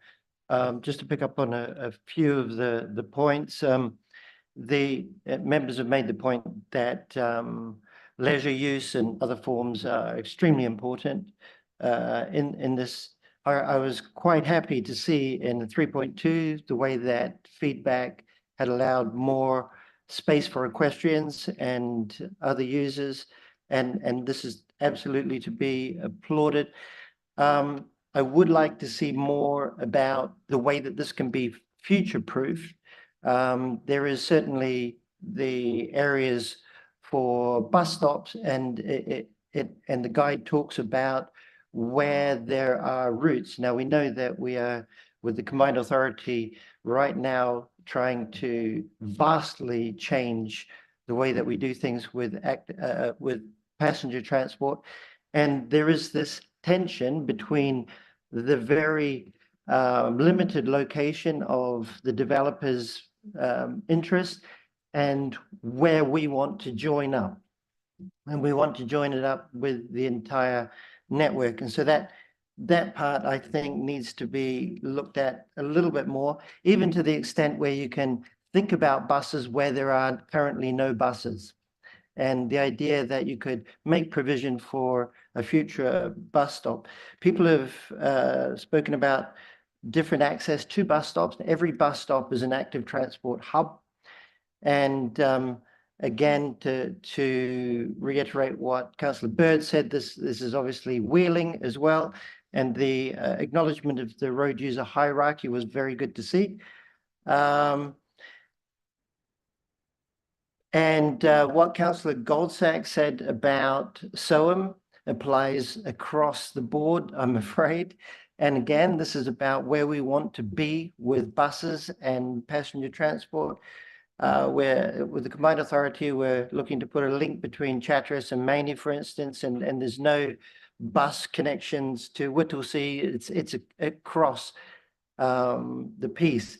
And with these Fenland towns, they are 20-minute neighborhoods. That's why we have such a lot of walking in the area, but it can be vastly improved if we think about it in network terms. How can we get people within their communities to where they need to go? And looking at the statistics, we have a lot of home working in the rural areas. And this again means that people will need access to their local exercise, keep their bone strength up, to meet with other people, make sure that we have resilient communities. And the more we build this in, the better. So in general, I applaud this, but I would like to see a little bit more future proofing if we could. Thank you very much, Chair. Thank you very much, Councillor Shayler. I'm going to draw this to a close now. So committee. The committee has recommended to note the feedback from stakeholders and developer engagements on the draft active travel strategy toolkit for new developments. B, approve the adoption of the draft Cambridgeshire active travel toolkit for new developments. C, note the progress to date and next steps for the high-level action plan and strategic studies within the Cambridgeshire active travel strategy. And D, approve the revisions to the transport assessment requirements document since it was last updated in September 2019. These revisions are intended to reinforce to developers the need to promote active travel and passenger transport as the primary method of maintaining network resilience and improving travel choices across the county. Now, I'm not 100% sure I can take this by affirmation. So can we have a show of hands of those in favour of the recommendations? Yes. It's really a question of clarification. I'm sorry to do this, but item B on the recommended list is to approve adoption of the draft Cambridgeshire active travel toolkit. Can you just confirm, please, or maybe the officers confirm, if that's voted for today, that then becomes the substantive, I'm assuming, the actual Cambridgeshire active travel toolkit, whereas some members, including Councillor Bird, have said that there are actually things missing from there. So will it become a further draft or will it become the actual? I believe it will become the actual, but that doesn't necessarily mean we can't update it in the future. As obviously there is nothing in there currently for, it's a revision of the draft. I don't know, sorry, Frank, do you want to? if I can assist, there's a number of important points that have been raised. So we'll record those as actions that need to be taken in the minutes. We'll add it to the action log. We can provide assurance to the committee that those are being taken forward when we finalise the adoption of the document. Thank you. Right, Councillor Goldsack, does that help? Chair, I couldn't quite hear what. Sorry, I had my phone up. Frank, do you want to say that again? Say that again. So there's been a number of helpful points made by members of the committee. So what I'm suggesting is we note those as actions in the minutes. We'll add them to the action log, and we'll provide assurance to the committee at the next time it meets that those have been taken forward when we adopt the final version of the toolkit. Thank you. Thank you, Chair. Thank you, Frank. Okay, so if members are happy to take it on block, can I see hands raised for those in favour of passing all of those recommendations? Okay, so don't know if you got. I think those abstaining. Okay, so Councillor Goldsack, Sharp, and Smith and Hunt abstaining, and those against. Nobody against. Okay, I believe that's passed. Thank you very much, members. Okay, let's move on to item 7, which presents us with a report on the Highways Maintenance Capital Programme. Frank Jordan, Executive Director of Place and Sustainability, will say a few words by way of introduction before handing over to Mike Atkins, Group Manager, Asset Management, who will take us through this report. So, Frank, over to you first. Yeah, thank you, Chair. Just a few things I just wanted to say at the beginning. We just really want to emphasise the importance of member engagement and also local stakeholder engagement before we finalise these allocations in terms of the capital programme. So the papers clearly outline that these are indicative in terms of allocations. They are marked as draft, and paragraph 3.3 clearly outlines that there is a mechanism where we'll engage with all members, and we'll also engage with town and parish councils before they're finalised. So I just wanted to make that point clear to members that what's presented is draft. Mike will just take you through the basis of how these have been developed, but there is a further process to be undertaken, and that will be undertaken before any delegated authorities exercise, Chair. So thank you. Thank you very much, Frank. Mike, over to you. Thanks very much, Chair. Good morning. Yeah, this report sets out the highways maintenance capital monies available to the County Council with indicative programmes of work attached for the next 5 years. Capital maintenance funding is that used for substantial works to extend the life of our assets, whereas revenue funding is used for more day-to-day maintenance, things like grass cutting and emergency pothole repairs. Forward programmes are vital in ensuring effective allocation and delivery of works. As embedded in our policy, the County Council programmes of work are developed using an asset management approach. This involves the use of various asset data types, including GAST, SCRIM, and visual surveys in accordance with the Highways Operational Standards. Forgive me. GAST surveys provide high-definition images of roads and footways. These images are post-processed to identify defects and to assign roads to red, amber, green condition bands. SCRIM surveys measure the wet skidding resistance of roads and enable comparison of actual skid resistance with target levels. When developing programmes, we also maintain dialogue with our communities through the local highway officers. The key capital funding sources for highways maintenance are set out in the report. These include grants from the DFT, totaling £18.6 million, the £24.75 million that the Council received from National Highways for the management of the detrunked A14, a total of 4.6 million from the HS2 North dividend from DFT, and the additional £40 million of investment by the Council in highways maintenance over years 24-25 and 25-26. Please note that the £4 million in the table for works to the detrunked A14 in year 24-25 should read £8.561 million, which is consistent with Appendix 1. The report includes as appendices a 1 to 2 year programme, a 3 to 5 year programme, and a programme for the additional investment agreed as part of the County Council business plan. Significant rigour has been applied to the development of the 1 to 2 year programme, including data analysis and site inspection, coordination with other works, and road space availability. There is a continuity between the 1 to 2 year programme as approved by this committee back in March 23 and this new programme. The recommendations in this report include a delegation to the Executive Director in consultation with the Chair and Vice Chair of the committee to finalise the allocation of the overall programme of schemes. Prior to delegated approval and detailed allocation, we will work to verify and validate the programme allocations. And as Frank has said, as part of this work, we will engage local members, town and parish councils. To help mitigate risks associated with the delivery of such an extensive programme, delegations are sought from the committee for the procurement of delivery via existing or new contracts. It is important that design progresses and that the supply chain is able to mobilise. Finally, paragraph 4 gives some photographs and case studies of capital highways maintenance works. Thank you very much, Chair. Thank you very much, Mike. We've received some questions on this one. So the first one is CamCycle. I'm guessing, Josh, that's you again. And you have 3 minutes as usual.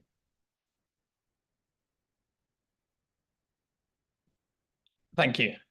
I'm Josh Grantham. I'm the infrastructure campaigner for CamCycle. I've got a background in engineering and sustainable development. I've worked in land development, and I focus on infrastructure. But within our CamCycle team, we've got skill sets from across cycling spectrum and working with the community. So CamCycle is a member-led organisation. We have over 1,700 members, and they guide what we do. And effectively, that's working for more, better, and safer cycling. We started in Cambridge, and over 25 years, we've helped to change the tide of cycling in Cambridge. Just to remind everybody here that Cambridge is the most active city outside of London and has the highest levels of cycling in the whole of the UK, twice that of Oxford, 4 times that of London. But in recent years, CamCycle has moved to operate regionally. So we help across Cambridge wherever we can to kind of share the knowledge that we've developed from within the city and take active travel regionally. So, you know, feel free to reach out. We've worked very recently with Fenland Parent Power to promote a new cycle route from March to Guyherne to help people get connected to higher education. I have a bit of time, so I would just like to say that the 278 process point I made, that I don't feel was addressed. A planning permission can remain static for 10, 12, 15 years at an outline stage on a major development. So it's very important that when a junction comes forward as part of an outline permission, that we use the 278 process that's much more dynamic to ensure that we can apply high standards of active travel. So that was my point. And on to here, on page 158, the inclusion of resurfacing the Newmarket Road and Barnwell Road roundabout, which is linked to the GCP Eastern Access Scheme. There are 2 cycle tracks on Wadlows Road and Barnwell Road, which are vital connections for the GCP scheme, but no maintenance work are included within the scope of the GCP programme. The existing condition of these cycle tracks makes what appears on paper a high-quality cycle track close to unusable. Will the county confirm the scope of these works, whether these are included within the scope of these works, and consider including these cycle tracks if they're not within this nearby maintenance work? Thank you. Thank you very much, Josh. Michael Williams, do you want to respond to that one, please? Thank you, Chair. The carriageway resurfacing work on Newmarket Road will be undertaken in coordination with Greater Cambridgeshire Partnership. The cycle tracks to which you refer are not included in the scope of these works. Officers will visit the site and assess whether the surfacing works or more localised repairs are required. If resurfacing works are required, these will be added to the forward maintenance works programme. Such resurfacing works would constitute a discrete scheme, and the timing of such works would be dependent upon the availability of road space. Thank you, Chair. Thank you very much. And Josh, I just want to say thank you for your very eloquent explanation of how CamCycle works across the county as well, far better than I did. So thank you for that one. Next, we've had a request to speak from Cambridge City Councillor Imi Blackburn-Horgan. Imi, thank you very much for joining us here at New Shire Hall. If you want to come across the side there, that's right at the back, next to Mike, and you press the button in the middle that has a face with some things on it, and you have 3 minutes. Thank you very much, Imi. Thank you very much for having me. So I'm Councillor Emmy Blackburn-Horgan, Cambridge City Councillor for Queen Edith's ward. Firstly, I would like to thank the County Council for the extra investment being put into highways, a critical area raised time and time again on the doorstep in my ward, Queen Edith's, and the surrounding villages. However, when I read the appendices, I was extremely disappointed by the list of schemes included. The City and South Cambs appear disproportionately few times, despite roads being in urgent need of treatment. These roads being main arterial routes into and out of the city and biggest employment site too, some of the highest usage levels in the entire county. Just some examples, such as Cherry Hinton Road in Queen Edith's near the junction, is in a dreadful state yet does not appear on this list. Hills Road similarly. Wolston Way requires more than patching, being a main route through the ward with high levels of local usage too for schools and medical needs. Likewise, the inner ring road, Fendon and Mowbray, never forgetting our busy side streets used continually by workers at Cambridge Biomedical Campus. Just as an example, Fendon Road had a drain cover repaired recently, and already due to heavy trucks and high levels of traffic, this needs another urgent repair. What reassurances can the committee give me and our Queen Edith Ward residents that these roads will be addressed?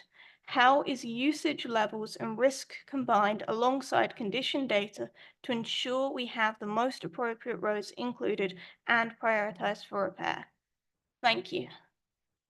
Thank you very much, Amy, for your question. Michael Williams, do you want to respond to that one? Thank you, Chair. Cherry Hinton Road in the vicinity of Hills Road is being very closely monitored by officers, including local highways officers. The booking of road space in the city is severely restricted due to other works on the highway, including those being undertaken by the Greater Cambridgeshire Partnership. Appendix 2 of the report contains works in Hills Road between Rathmore Road and Cavendish Road. Some roads adjacent to Wolston Road are scheduled to receive surface treatments in the year of 25-26, and officers will assess whether Wolston Road can be treated at this time. Fendon Road is being assessed for grip fibre treatment and forms part of the longer term plan for surface treatments that is currently being developed. Mowbray Road is currently being maintained via localised patching and will continue to be monitored by the local highways officers. Condition data is a prime arbiter for identification of capital maintenance schemes. This data is assessed alongside a number of other factors. The assignment of a road within the maintenance hierarchy is a key factor in scheme prioritisation. This hierarchy is based upon usage and nature of roads and footways. Therefore, roads in a similar condition will be prioritised in accordance with the hierarchy, meaning that busier roads will be treated preferentially. Thank you, Chair. Thank you, Mike. And I'm just going to slightly correct you with some local knowledge. I'm assuming you mean Wolston Way, not Wolston Road, but that's okay. Members, okay, so slightly differently here. There is an amendment to this one that's been submitted by me, which is to change one of the recommendations ever so slightly. Before we go any further, I'm going to ask Dan, the Deputy Democratic Services Manager, to read out the full amendment, and we will consider the amendment, and then we'll go on to the main motion and questions and debate on that one. So Dan, do you want to read that one out first, or do you need a copy of it?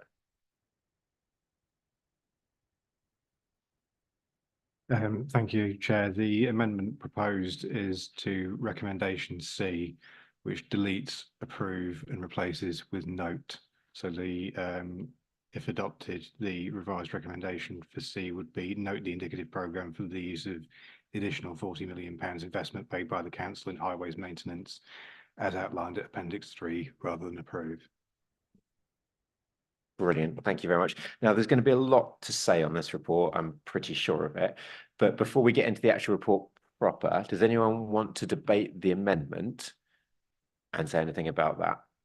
Or, okay, should we move to vote on the amendment? Because then I think we can get into the motion proper. So can I see those in favour of the amendment of changing from approved to note? Okay, I think that's pretty much everyone. Okay, thank you. So we'll change that to from approved to note. Now we get into the main item itself. Now, I'm sure it doesn't go without saying there's going to be a lot of parochial interest in this one. So what I suggest we do ever so slightly is we split the first part of debate and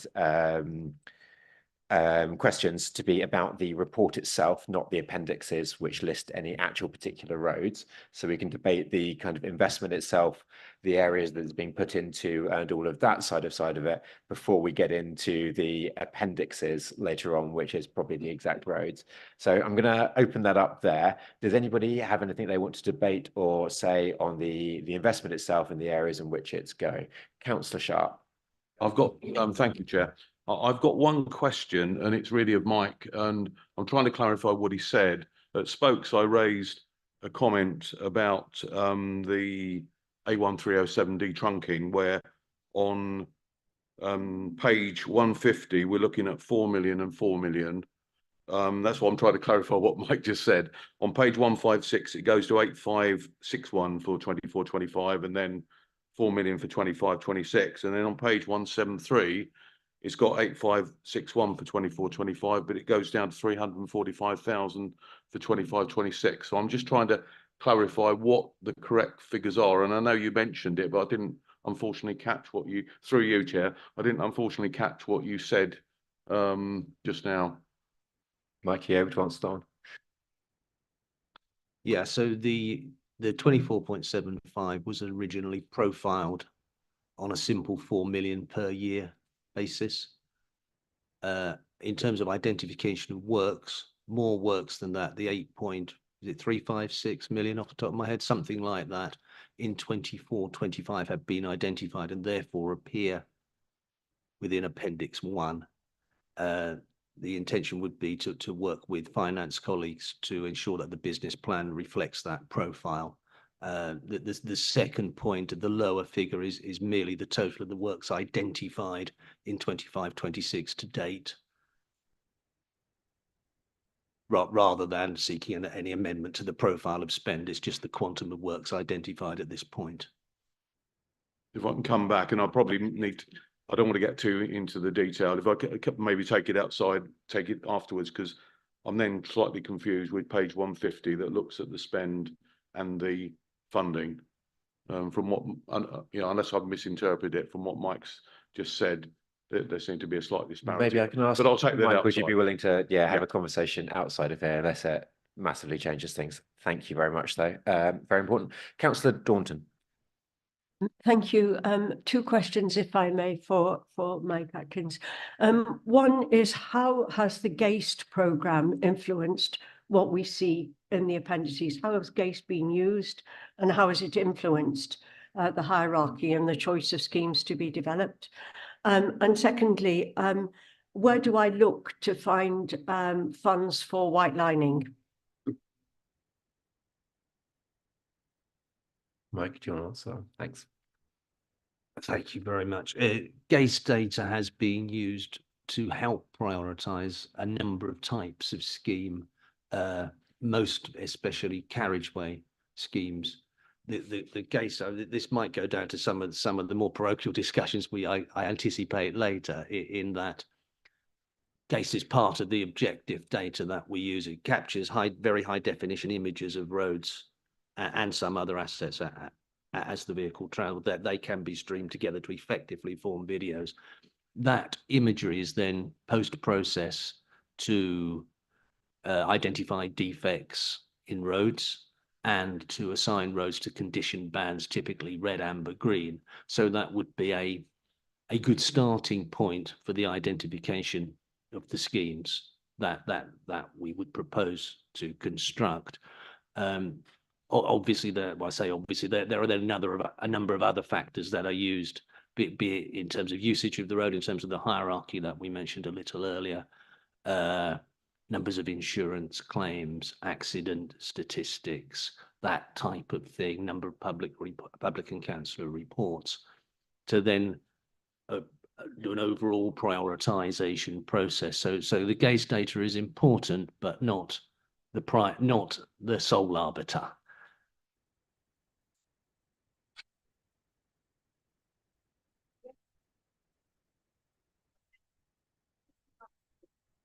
Yeah. So Daunton, do you want to turn your microphone on? If you're... I might come back to you on the gaze, but if you could answer the second question, that would be helpful. Thank you. Yeah, thanks for that. I'm just, I believe in appendix, I'm just having a look through appendix 3, where I think there are significant road marking funds set aside for road markings. But if you'd like anything more specific, I could take it outside of the meeting. I don't need to be more specific. I just want reassurance that there's funding in there for white lining, and at some point outside the committee, I will ask more details on that. But if I could just quickly go back on the GAST, I just wanted reassurance that GAST has been used across the county, and maybe we could have another member seminar on GAST and a follow-up, and to find out in more detail just how it's being used. I don't want to elongate the discussion here, but I would like some reassurance on how we are using GAST. I'm happy to come back on that one and say I think that's a very good idea. And David Allett, do you want to say something there as well? Yeah, just on the line-in point, Appendix 3 does include the indicative locations for line-in with a 1.5 million spend against those. And on the GASE side, I think we need a lot more work going into how us as members understanding how these schemes are drawn up and how GAST feeds into all of that. I'm not quite sure at this moment what the best forum for doing that is, but I think that is something that I want to take away and look at. Thank you, Councillor Daunton. Councillor Bird. Thank you, Chair. Well, we've just been talking on agenda item 6 about active travel. We're now on here on the highways about the maintenance. My concern is footpaths. Wherever you go, doesn't matter, any part of the city, out of the city, the footpaths are the worst. Cause a lot of accidents with residents falling over, people falling out their wheelchairs as well. That's happened a few times, as I know. And I'm just wondering what we're going to do about footpaths. Thank you, Councillor Bird. Yeah, significant quantities of the additional funding are set aside for footpath and footway maintenance, including extensive programs of slurry sealing. As I'm sure you've noted, it gives us an opportunity to tackle a number of the footpaths that are in not diabolical condition, but will be if we don't get to them with preventative treatments such as slurry sealing. I know that can appear a little counterintuitive at times, in that footpaths or footways are slurry sealed in a certain condition because they're receptive to that treatment at that point in their life cycle, and others maybe around the corner that are in worse condition are not treated with the same treatment simply because it wouldn't be appropriate for them. I think a report was brought to the January meeting of this committee regarding the active travel hierarchy, and we will, as that is further developed, that will become one of the key arbiters for the assignment and prioritisation of maintenance funding. But I think a further report is due to come to this committee on that, as I'm sure you know, the active travel hierarchy is still in development. Thank you. Thank you very much, Mike. Michael. Next, I have Councillor Gough. Thank you, Chair. First of all, I would just like to welcome the additional investment which we're making in highways maintenance, as in the part C of the recommendation. Obviously, it's welcome. It's also very precious, and I think we need to be super clear because it's so precious as to how we're using it, and that we're delivering value for money associated with the 40 million. But it also presents an opportunity, I think. It presents an opportunity for us to engage with the residents of the county to explain where the money's going, what the value which is being created. So if we are, if as we know, we're so constrained in the we can spend on highways maintenance, being given another 40 million should unlock huge benefits. So we should be expressing the benefits and talking about the benefits beyond simply just the money, as to what's being delivered to residents, and also using this as a vehicle for explaining and engaging with residents as the challenges we still face. So this is good news, but we obviously shouldn't waste the 40 million, but we shouldn't also waste the opportunity to engage the residents in a more of a conversation about the challenges which still remain and the value which is being delivered by this additional money. Thank you. Thank you very much, Councillor Gough. Councillor Hunt. Thank you, Chair. I'm looking at page 156 at the top of that page, where it's got the breakdowns of monies being spent on carriageway and footway maintenance. Now, I did ask if we could split the appendixes, those bits to the. So when would you like me to bring this up?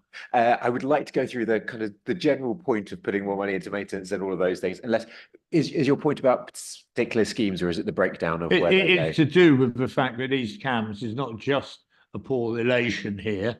It's got the figures where in the current year are about what you'd expect. And in 25, they're staggeringly low.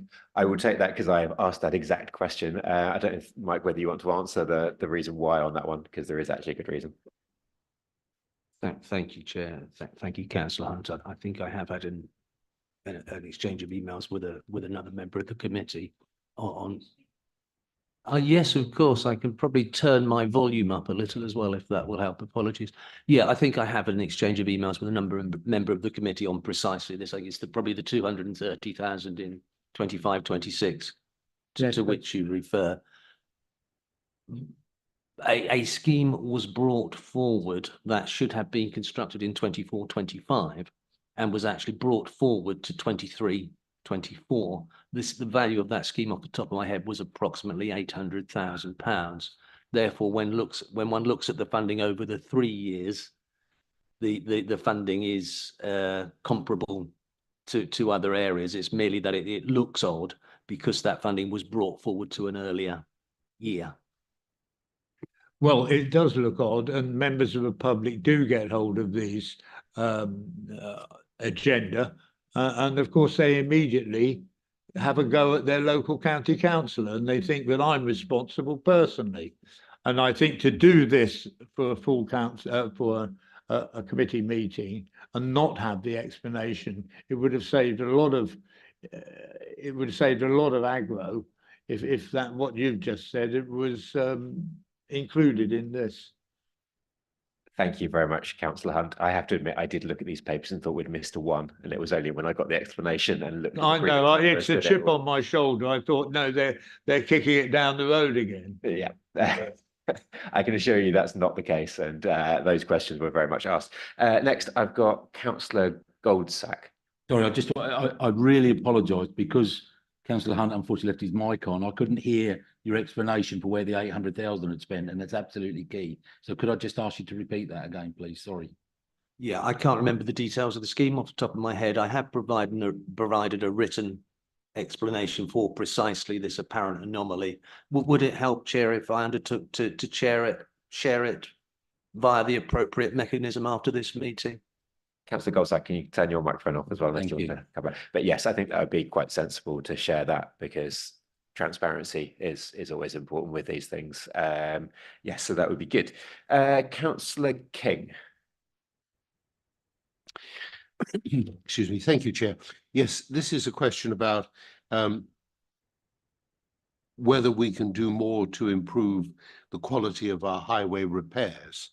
And I did forward to a number of people, including David Allett over there, a webinar that was being offered by JCB about their Pothole Pro.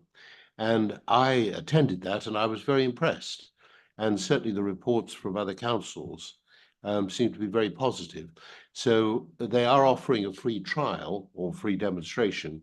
And I just wondered if we were going to make use of that and possibly factor in spending some of this additional money on improving the way we maintain our highways. Councillor King, I can show you some brilliant photos of Councillor Shaler and I looking at the Pothole Pro and seeing it in action on Newmarket Road. So yes, we are having a trial at the moment, evaluating different options and making sure we are using the best value for money and the best tools in the right place. So yeah, you can get the assurance that Neil and I were out last week with the Pothole Pro. I'm very pleased to hear that, Chair. And were you impressed with its work? I wouldn't want to go into too much detail in a public forum, but I'm very happy to talk to you about my feelings about the Pothole Pro privately. And let's leave it at that for now. Yes. But I think the point that I was trying to get to was that if it is working well, then I think we ought to move on that sooner rather than later. So again, it comes back to, being a bit fleet-footed on this. Thank you. Thank you, Councillor King. Yeah, I mean, I think it's important to say that we're not just evaluating the Pothole Pro on its own, we're evaluating a bunch of other technologies together to see how they can work for this council, and that it is important to make sure they are right and that they do bring value for money and they fit with the current tools that we have in our chest. And what might be right for one councillor might be a really useful tool for one council, might not be for another one. It's about making sure that they're looked at with the roads that we have and the technology that we currently have at our disposal, and making sure that it is, as we said earlier on, representing the best value for money for our constituents in that. So that work has been done. Very happy to talk to you separately about it though. Next, Councillor Milnes. Thank you, Chair. Actually, I think that's a reasonable segue into what I wanted to talk about, which was specifically about the apportionment of money to different techniques for road repairs. So we are making heavy use of Dragon Patcher because it's very cost effective, it's cheap, but it's cheap and cheerful. I've got a particular case that was in my email box yesterday, but that was the 221st email I've had on Granham's Road. And we've repaired that several times. In fact, we've repaired it 3 times in the last year.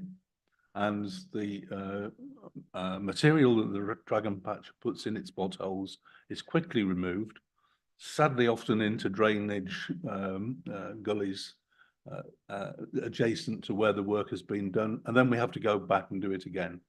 And that Granham's Road example is pertinent because it's just lasting 3 or 4 months maximum before the potholes are reappeared. So my question really is, how do we make value judgments on what techniques to use? Because it doesn't seem that it's right now. So we need to do something different. Thank you. Thank you, Councillor Milnes. I'm not sure if we have if Mike wants to come in with an answer on that one, but it is something I feel passionately about. And for me, some of the metrics that we're missing in terms of how often we go back to the same site would be incredibly useful in being able to determine that. I know we are always evaluating our options, but it is really important, and you're right. And I did actually drive around Granham's Road the other day, not to get too parochial, and noticed how bad it was. So it is really important that we look into those. Mike, did you want to say anything on that one? Only a general, excuse me, only a general point, if I might. I think the additional investment gives us a greater opportunity to apply more preventative treatments such that we don't end up having to do the type of reactive repairs to which you refer. One will never be in a situation where reactive repairs are not required, but I think the secret is to get into some of these at the appropriate points to prevent roads requiring reactive repairs. And to prevent the sort of vicious circle, if you like, that you've just described. And part of the ethos of the proposed use of the additional monies is precisely that. And that's why I would always favour a preventative approach to stop us getting into that position. Openly, I'm not au fait with the site that you described, but it does sound a vaguely familiar story. If I may, Chair, through you, it's just another example, and we have many. We've got an example of pothole farms. I know Councillor Shaler has visited one on his own patch, excuse the expression, But I've got another one that I've videoed over the last 5 years, which has patches on small patches on small patches on small patches, patches across potholes that are proto potholes that we're developing. So they have to come back to that. That particular site I'm thinking of has been returned to 12 times in the last 5 years. I mean, it's just symptomatic of a mentality, of a working practice that is inappropriate use of resources. Thank you, Councillor Milnes. There is an awful lot of work going on in that at the moment. I don't know, Frank, do you want to come in and talk about some of that quickly? Yeah, thank you. Thank you for the question, and thank you, Chair. So in addition to the investment that we're making in the highway, we're also putting quite a lot of resource and energy into the transformation and the change that's needed in the Housing Transport Directorate. So in particular, we're looking at making sure we've got the right systems in place so that customers can easily contact us and get the information they need about when repairs will be undertaken. We're also making sure that we provide support to the very front line of our workforce so that they have the information and the tools that they need to be able to engage effectively and work with local communities. And the other thing that we just highlight is just make sure there's very clear operational standards that are very well understood, not only just by our staff, but by members of our communities as well. So it's really important that we couple this investment into the highway with the improvements that we're making into the service as well.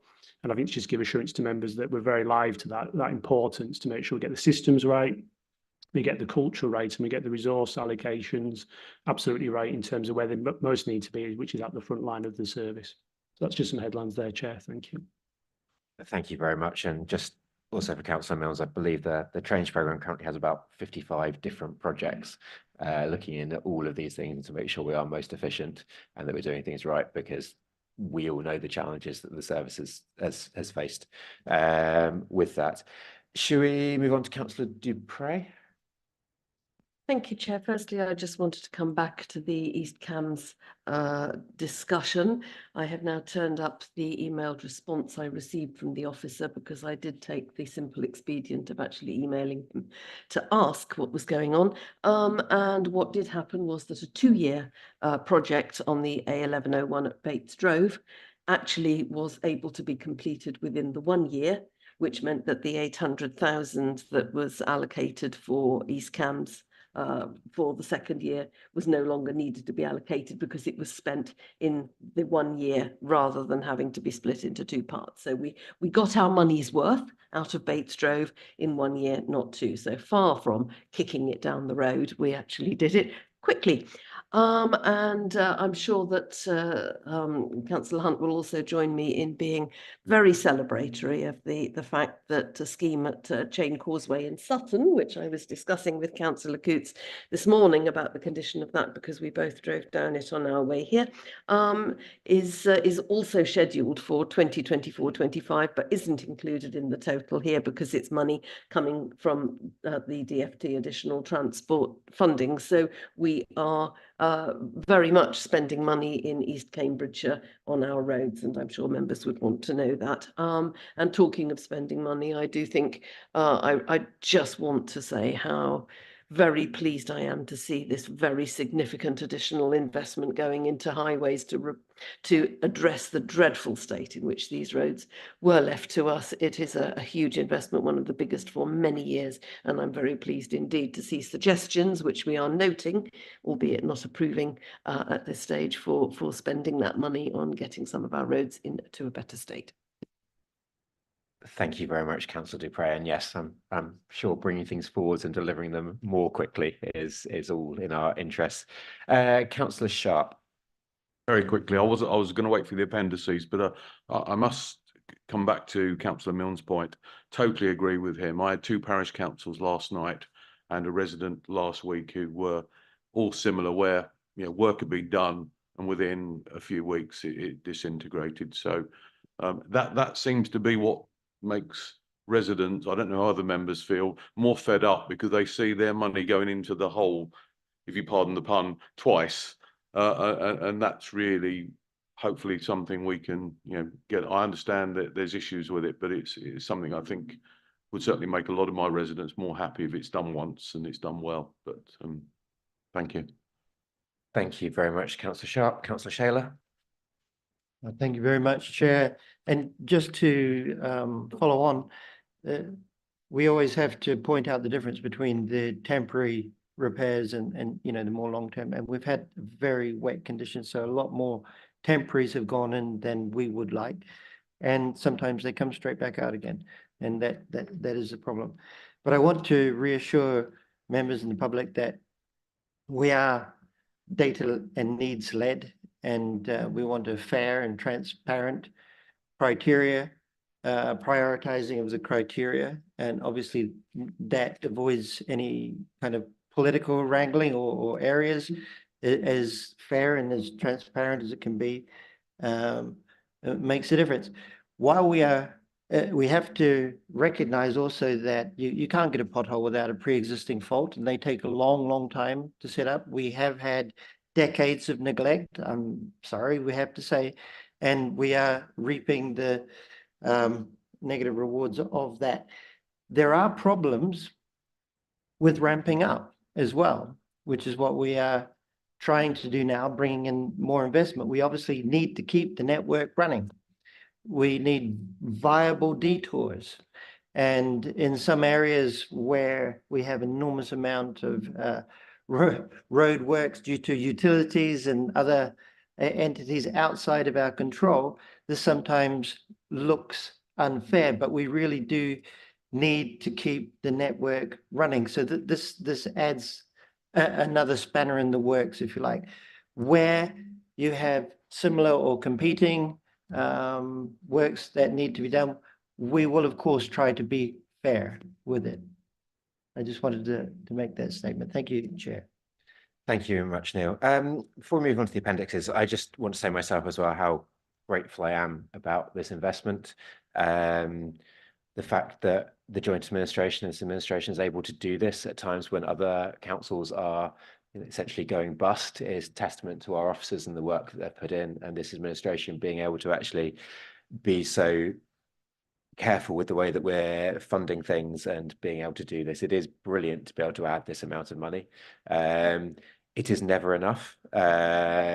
This investment, while it is double pretty much what we normally spend on highways maintenance, still only affects about 1% of the network.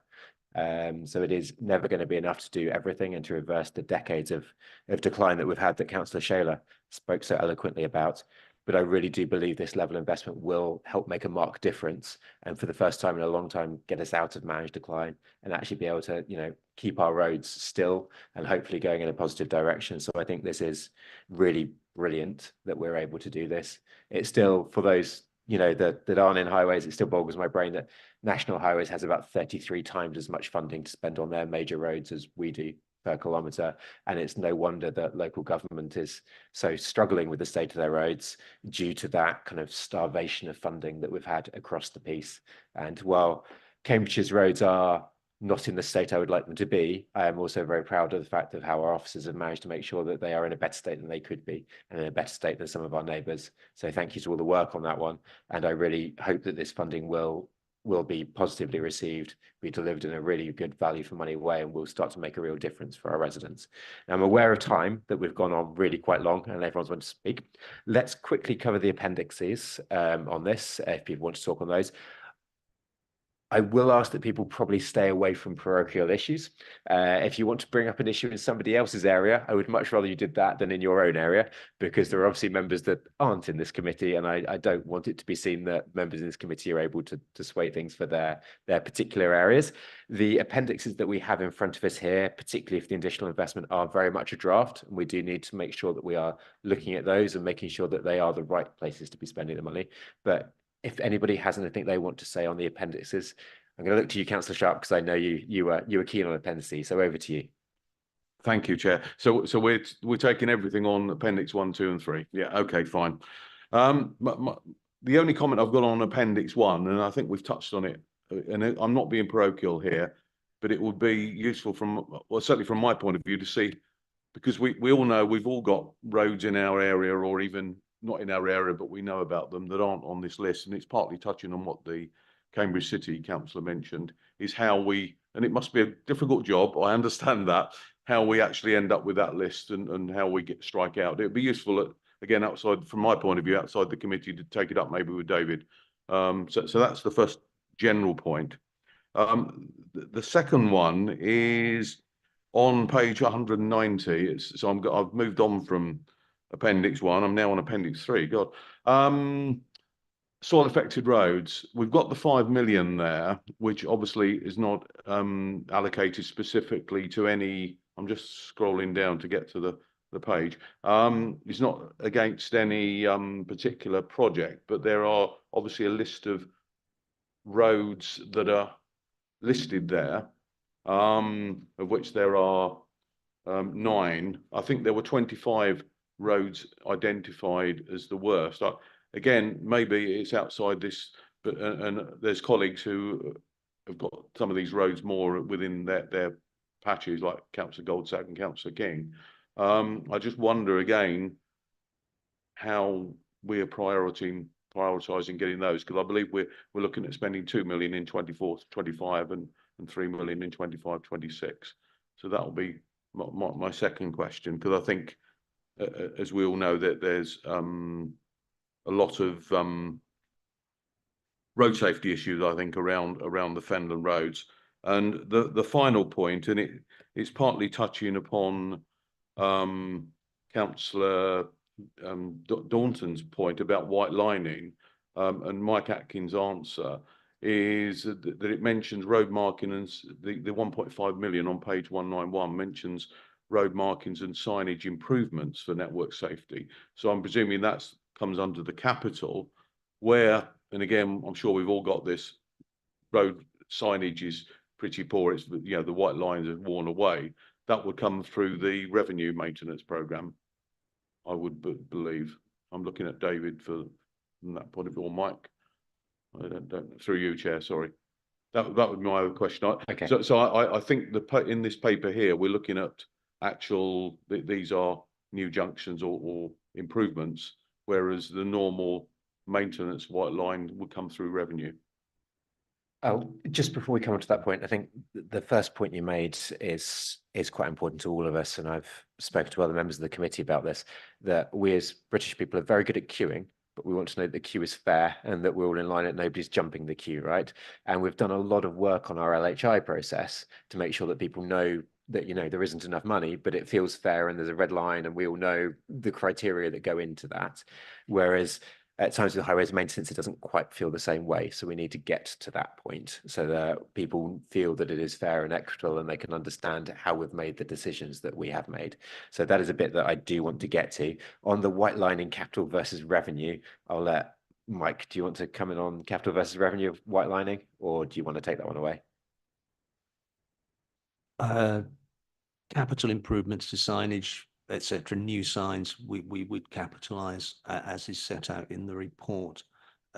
May I comment a little on the first point about the prioritisation without diving into heaps of detail? I think it's a really important point, and I think as officers it would be useful for myself and colleagues perhaps to have some form of workshop with members as to what data we use. I mean, I could sit here now and talk for several hours. I don't get out much, trust me, sir, but it would be useful, perhaps as a suggestion for us to have some form of workshop with members to say what data we use, what it measures, how that cogs in with the overall process of producing prioritised lists of schemes. It's not a sort of algorithm, unfortunately, that one can, you know, plug data in the front and get a list of schemes out at the end. It will never be that simple because of all the variables in the equation. But if that would be useful, I think myself and officers would be very happy to try to facilitate that, particularly given the sort of online technology we've got now. We could probably set some of that out and add some significant meat to those bones, which at least would set out how we undertake the process, albeit all processes can be improved, and it will never be an entirely straightforward sort of data in, data out.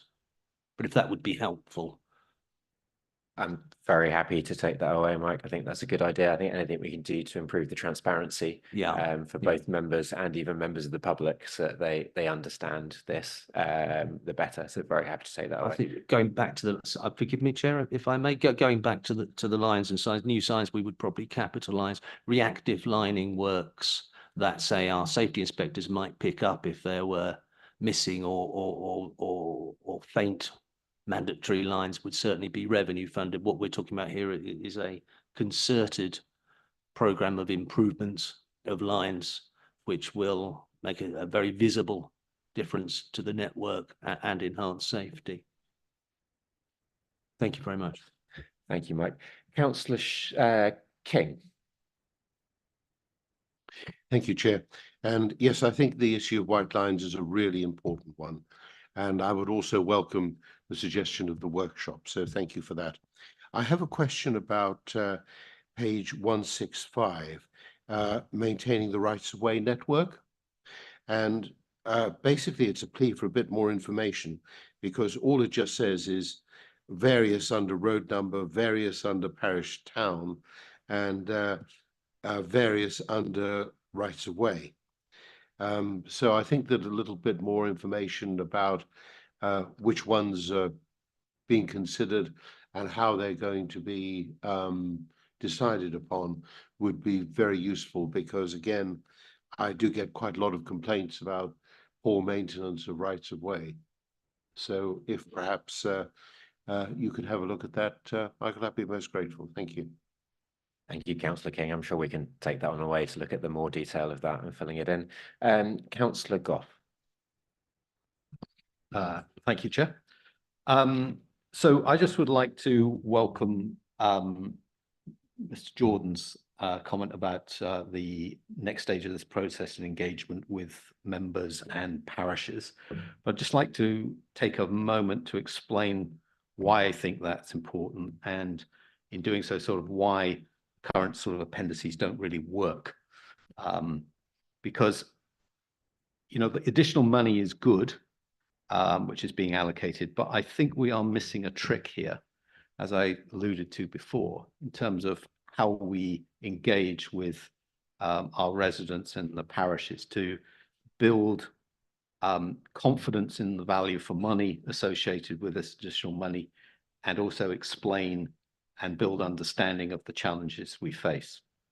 So heard about the process and the process of prioritization. I'm sure the process of prioritization is very rigorous, but largely at the moment, it's an internal process, and it needs to be an external process. It needs to be not a black box of here is the results, but an understanding of here is the process, so that we can demonstrate and articulate the value for money to the residents. And if we do that, we will be in a lot better shape than just the additional 40 million. We will also have built greater confidence, which at the moment I think is we all understand is sort of lacking amongst our residents in terms of how these decisions are being made. I think there are two key elements of the assurance process, and this goes to what Councillor Sharp was saying, I think. The first is that the residents in my parishes want to understand the full range of projects which were considered. Was my project in the hopper or not, is the key question. Once they can be assured that it's being considered and it's in the hopper for the prioritization, that's one hurdle overcome. The second then is, how were the decisions made? How were the resources allocated? And how close to the line were the projects, how close to the cutoff were the projects which were in the hopper to being approved? If we explain those two things, we will be way ahead from where we are at the moment in terms of building that confidence and understanding with parishes and the members. And it will also be really helpful to us as well, because you get a sense then of a rolling program. You know, if you've got another £5 million which you happen to discover, what the next projects are on the list. You know what the potential value of those next projects are. It helps the prioritization of the highways and transport budgets against other priorities of the council. And we're just in a so much better space if we just take the time. And I'm sure that work is all being done. I'm sure it's all very rigorous. It's just a case of just lifting it up and making it a little bit more transparent and engaging with the communities to do that. Thank you. Thank you, Councillor Goff. I think you've mic dropped there and we've all agreed with you on that one. There's much nodding going around. Councillor Daunton, and then should we bring this to a close? Yeah, thanks very much. I agree wholeheartedly with what Councillor Goff has just said. And I'd like to pick up a point that Councillor Shayler made earlier on about all the other things that are going on in the network, utilities and housing developments, and how that impedes repair work. And I think explaining to our residents the whole picture, the broader picture of where roadworks, that repairs, the kind of repairs that we're talking about today, fits in with utility works, and how and what regulations govern all that. I know our brilliant streetworks team have a very difficult job trying to get that across to people, and I think we could do more across our parishes and across our districts in putting the word out there. And then I have a question, and that is that I do want to be parochial, but I'm not going to do it here. I'd rather do it outside the meeting and save time. But if you could just tell me how I do that. There are a couple of things that are on the list and I'm very puzzled by them. And there are a couple of things that are not on the list and I want to know why. And there's another, I've got another issue and I'd like to talk to Councillor Sharp about that. But so through whom and how do we do that? Mike, do you want to, I'm assuming through you? I'm very happy to take, if you could contact myself in the initial instance, I'm quite happy to sort of take the sort of why are they in, why are they out type of questions and revert to you, if that's okay. Think that would be very, very helpful. And I think going back to what Councillor Goff was saying, just understanding how things got on the list and why things were left off would be a real improvement, a real step forward. Thank you. I'm going to hand over to David Allett as well. Yeah, I'm sure Councillor Daunton isn't the only one with similar queries, and hence the importance of a workshop, and that workshop being supported with the explanation, FAQs, and provide a forum to answer those type of questions as well. So we'll be reaching out to members, get that set up, and work through that detail. Thank you. I think Councillor Goff's suggestion is a very good one as well, so I don't want that to be lost in just a workshop. I think making sure we get to that process is really important. Right, members, I would really like to bring this to a close. Councillor Goldsacks, I have you on my list. Is it something you want to say? Yep. Okay, fine. Go ahead then. It's just we are now past, so I we're late. totally appreciate that. That's the end of this. I want to go back over a couple of things. Councillor Goff, thank you. I think in the hopper and how choice made are really good suggestions. I would ask you now to put yourself in the, well, hopefully one day you will, but hopefully put yourself in the seat of an opposition member who's got a ward to look after and to respond to Facebook complaints about multiple repairs to potholes in streets, to respond to user groups that are there, okay? Because what I see today and what the public that follow this, and I have to use a word that was being used, try and educate and tell them how things are going to work and how they do work.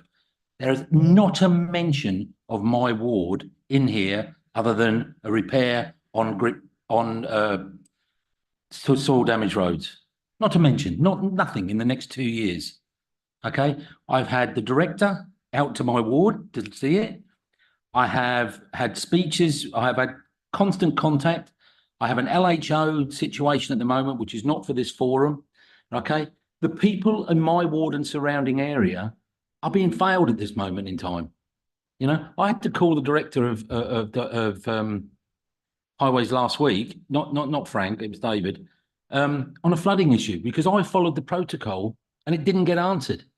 By the time it did get answered, many thanks to David for his intervention, the residents had fixed it themselves. but they haven't fixed the reason for the flood. Now, flooding's not what I want to talk about here. It's the fact that I really sit here aghast. I don't want to be that guy that says, we're not in power, it's not my fault. I don't want to be that person.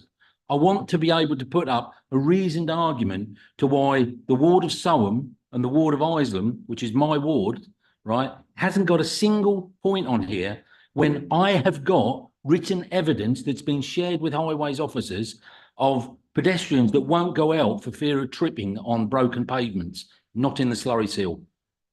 I've got potholes that have been done as emergency repairs, been fixed afterwards. Goldsack, I think all of us can talk about this. We all have problems. This isn't. Let me conclude then. Let me conclude, and I'll accept your comment. Let me conclude. Okay, the 40 million is a welcome investment. I'm not knocking that. Okay, the bits I'm going to point out are 44 million pounds was what was raised from investment by the previous administration that you're blaming for putting us in this situation. And the next point I wanted to make is, had you have invested what we put forward in the budget over the last 4 years, you would have already spent that 40 million. So please don't keep bailing. I'm asking here an open question as to help us to help the administration by telling our members what Councillor Goff has suggested. It's not happening. Councillor Goldsack. So firstly, your money was spent over 10 years. And also, if you look back at the historical funding, and when we talk about fairness, the vast majority of that money went to Fenland. If we look at where it goes, if you look at the capital investment, it is very unequal across this county. What is important here is we get to a fair process where we all understand where the money goes and make sure that it isn't parochial, make sure that it isn't based upon which party people are from, and it is where the need is the most. That is the important thing for all of us. It shouldn't be about where it is. It shouldn't be about your ward or my ward. It should be about where the need is highest. And that is the really important thing. And I hope all of us will agree with that. That's why the amendment went in today to note it, because I think we need to all have the reassurance that the schemes in here are where the need is the most, because all of us are missing schemes. I am missing schemes. I'm sure everybody else over here is missing schemes that they think are incredibly important. We all are. We need to make sure that these are the right schemes and that we all have faith with where they are. That's the really important thing to me in this. I hope that makes sense though. Now, members, it does, but I haven't got the vehicle to do that.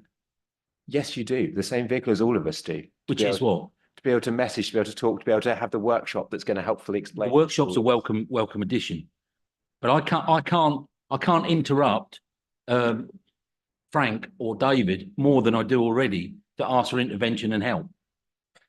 Members of the administration don't have any extra ability. You have Councillor Sharp, who comes to all of our spokes meetings as well and has the ability to do that. It's not an administration versus a not administration thing. It really isn't. It's about all members being able to feed into it and having the right ways to do it. There are issues within highways right now. We all know that. And that's why we talked about the change programme to help address that. And that is really important. But please, it is not about being in the administration or not about being in the administration. Members of the administration don't have any more access than you do to be able to get their schemes forward. It's about being fair and making sure we have that. With that, though, I would like to bring this to a close. So well past our lunch break, and we're probably all getting quite hangry right now. Councillor King, is it essential? It's very quick, Chairman. Just to be clear, the reason why Fenland has benefited from additional funding over a number of years is because of the nature of the roads. So I think we just need to be quite clear on that. And it wasn't, the Conservative administration spending a disproportionate amount of money in an area that is mainly Conservative. And the second thing I would say is that I hope as part of the workshop, we will be able to have a chance to talk about this ongoing LHO problem, which I think many of us share. And I think that that is something that needs to be addressed. Thank you. Thank you, Councillor Sharp. Right, can we move to the vote on this? So the committee is asked to approve the 2-year programme of highways maintenance capital schemes in 2024 to 26 as outlined in Appendix 1. B, note the indicative highways maintenance capital programme for the following 3 to 5 years, 2026 to 29, as outlined in Appendix 2. Note the indicative programme for the use of the additional 40 million investment made by the Council on Highways and Maintenance as outlined in Appendix 3, and D, delegate authority to the Executive Director, Place and Sustainability in consultation with the Chair, Vice Chair of the Highways and Transport Committee to finalise the detailed allocation and priorities for the highways capital maintenance program in accordance with the authority's approved asset management policies. E, delegate authority to the Executive Director, Place and Sustainability in consultation with the Chair and Vice Chair of the Highways and Transport Committee to commission the delivery of the Highways Maintenance Capital Program through existing contracts that have been formally procured. F, delegate authority to the Executive Director, Place and Sustainability in consultation with the Chair and Vice Chair of the Highways and Transport Committee to procure and then award contracts and any other associated legal agreements or documents for the delivery of the elements of the Highways Maintenance Capital Program that are not delivered via existing contracts. And G, delegate authority to the Executive Director of Place and Sustainability in consultation with the Chair and Vice Chair of the Highways and Transport Committee and the Section 151 officer to enter into grant funding agreements with the Cambridgeshire and Peterborough Combined Authority where these agreements are associated with the delivery of the Highways Maintenance Capital Program. Phew. Okay, can I get hands up? Well of done, Chairman. those in favour? Okay. Those abstaining? Okay. And those against, nobody, carried. Brilliant. We are well over our lunch break time, but I'm also aware that we need to be out of here by 2 o'clock and we are nowhere near most of the way through our program. So can I suggest we have a very quick 15 minutes for lunch and then meet back here at 12:40, 12:50, I guess. 12:40, I'm going to say 12:45 because you're always late. So 12:45. Thank you very much.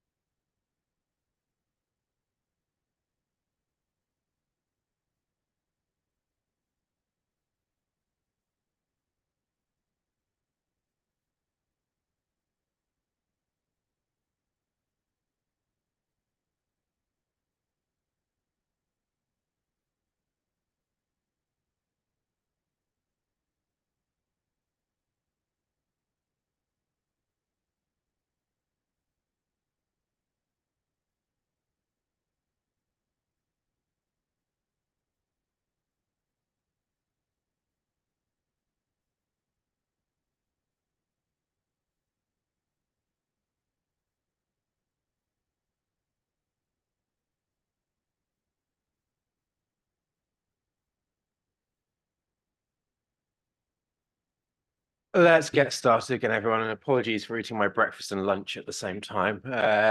One of those days, but I think we need to crack on. And unfortunately, we do have a lot to get through still, so I'm going to try and ask people to be quick. So item 8 is the transport strategy action plans and integrated transport block funding. I'm sorry, Kat. Rattingini, sorry. Funding and Innovation Program Manager, Transport Strategy and Funding. Can you present the report, please? Sorry, Kat. Thank you.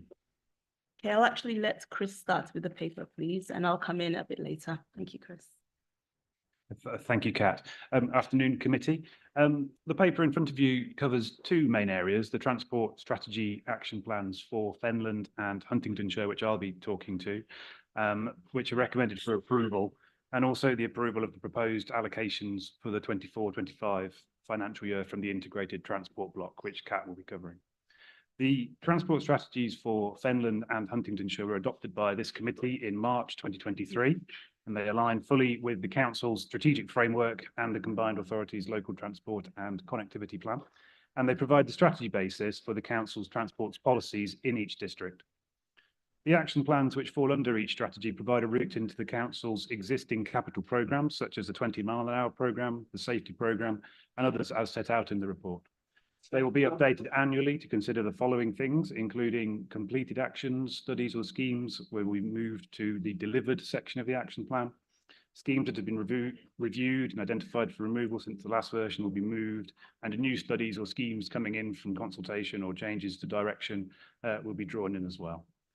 The action plans will be reported back to the committee annually, and each will be reviewed when the appropriate district transport strategy is next covered. Work at the moment is currently ongoing to develop new strategies for East Cambridgeshire and in Greater Cambridge. Okay, thanks very much, Chris. I'll continue on with the integrated transport block funding.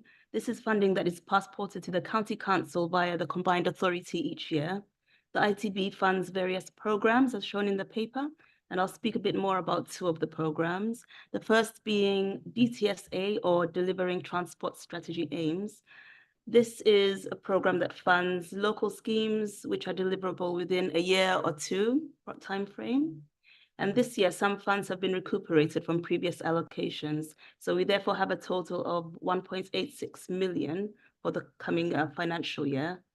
The proposed schemes identified in the report have been prioritized through a scoring process, which considered several factors such as the scheme's contribution to growth, contribution to net zero, safety factors, to name just a few.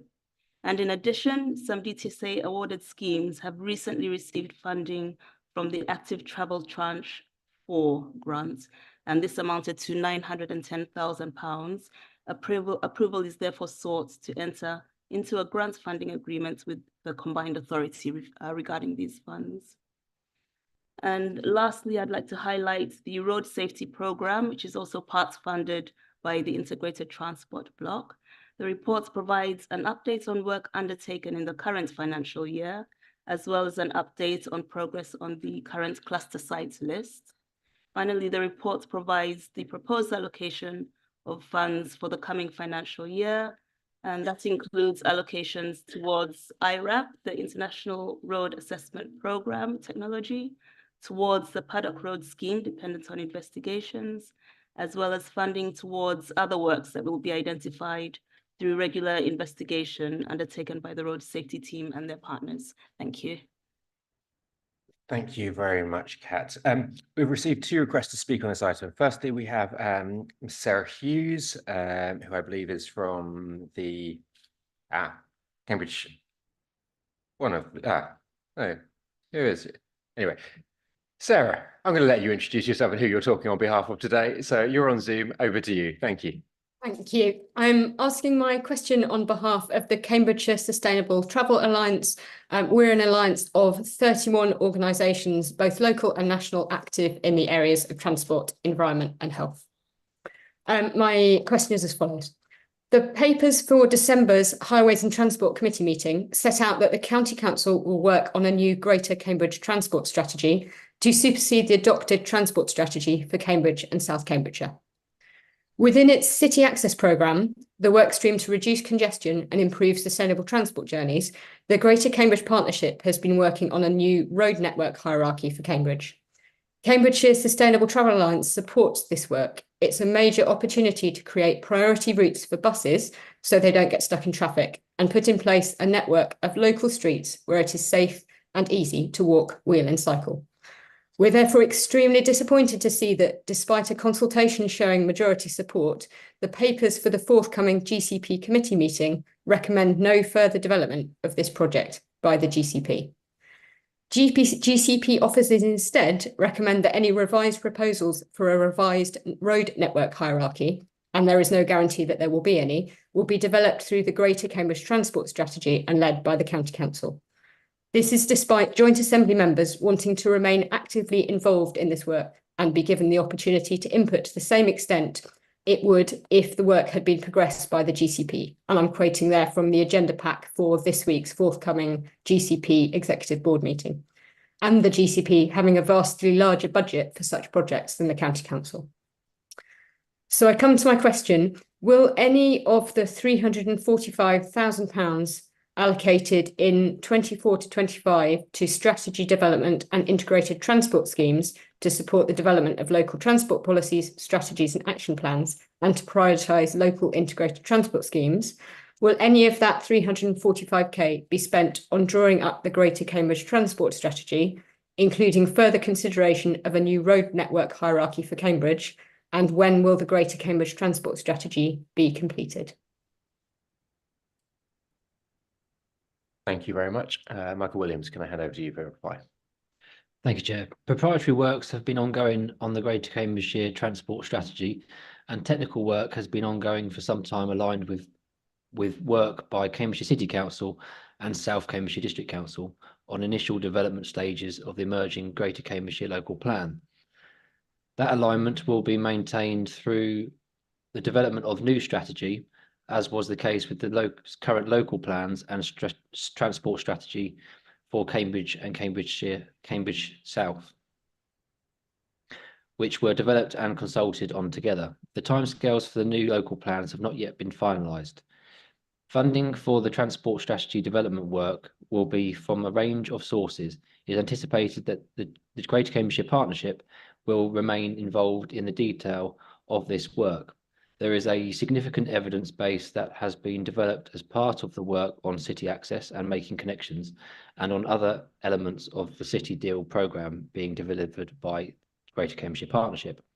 This will inform the steer work on new strategy. Thank you, Chair. Thank you very much, Michael. Next we have, sorry, go ahead, Brian. Thank you. I just want to declare an interest, obviously, as a GCP board member and your substitute and so on. So it's a pertinent question for us.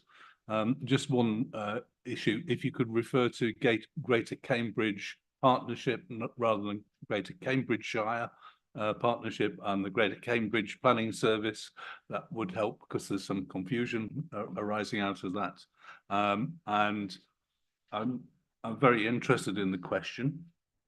Obviously, so we'll be considering that, and I don't know if I can ask the a question about whether they've got a question for the meeting of the GCP later in the week.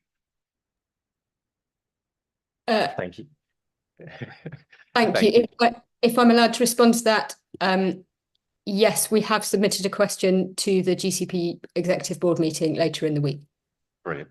I don't think there's usually protocol to allow that, but that sorry, there is protocol to allow you to ask, not protocol for us to ask you questions. But thank you very much, Sarah. That's really appreciated. I do think it's worth me pointing out as well that obviously we do have members of the GCP, both Assembly and Board in this room, and that therefore we shouldn't be thinking of these as two separate organisations. You know, I am a Board substitute member as part of the County Council, so I don't think we should be thinking of it being us and them. It is very much the council and its partners, of which the GCP is a constituent part and a partner. So thank you for that one.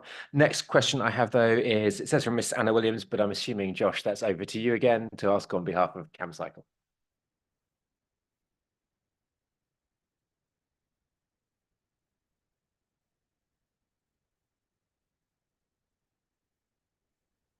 It's clear from the previous agenda item how stretched the funding for highways has become and the difficult choices having to be made by the County Council.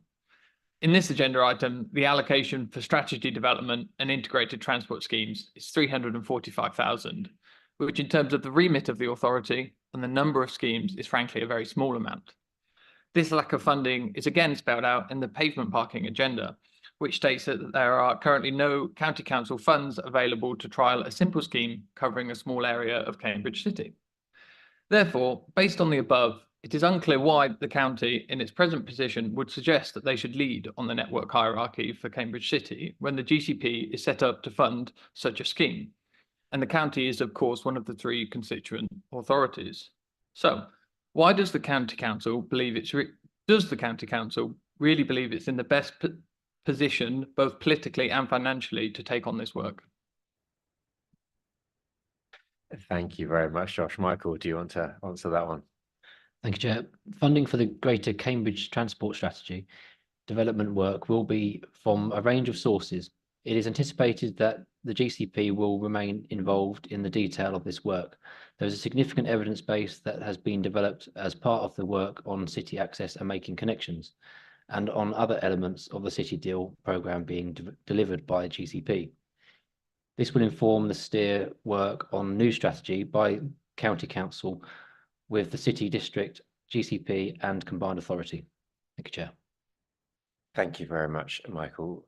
Members, I will draw your attention to the fact that this is about the ITB block funding and not solely about transport strategies for Greater Cambridge. But does anyone have any questions or debate?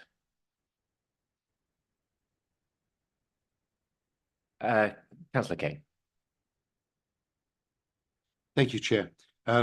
I hope you'll allow me to ask this question. It's about one of the appendices, the Fenland Transport Strategy. Would that be acceptable? Yeah. I have to say I was really disappointed that there's no mention of campaigning for the reopening of the March to Wisbech rail line. Councillor Shaler is nodding, and so probably he was going to ask a similar question, but it is just such an important thing for the development of the north of the county. And there is a recognition there about campaigning for improvements at the stations.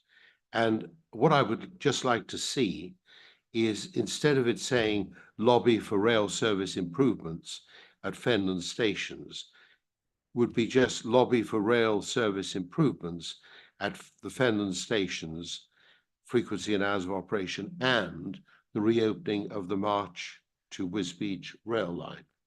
And I don't think that's controversial at all. No. And, you know, I know that it's not going to happen, or it's unlikely to happen immediately, but, you know, unless we actually keep this on the agenda and keep pressing, nobody else is going to do it. Councillor King, can I just, yes. So I think there's a lot of us in this room that support that. I'm not sure this is the forum for that right now. This is about the funding and the ITBs. I don't know whether officers want to say, I know the Fenland Transport Strategy and Action Plans are under, well, do they come back for a review at some point soon when it would be more appropriate to be able to comment on that? Yeah, if I can assist the committee, I think it's a good point, and thank you for the question. I think the Combined Authority has the lead on March to Wisbech Rail, and the scheme there is covered through the Local Transport Connectivity Plan, which is the sort of, you know, the more strategic, overarching view of transport in the area.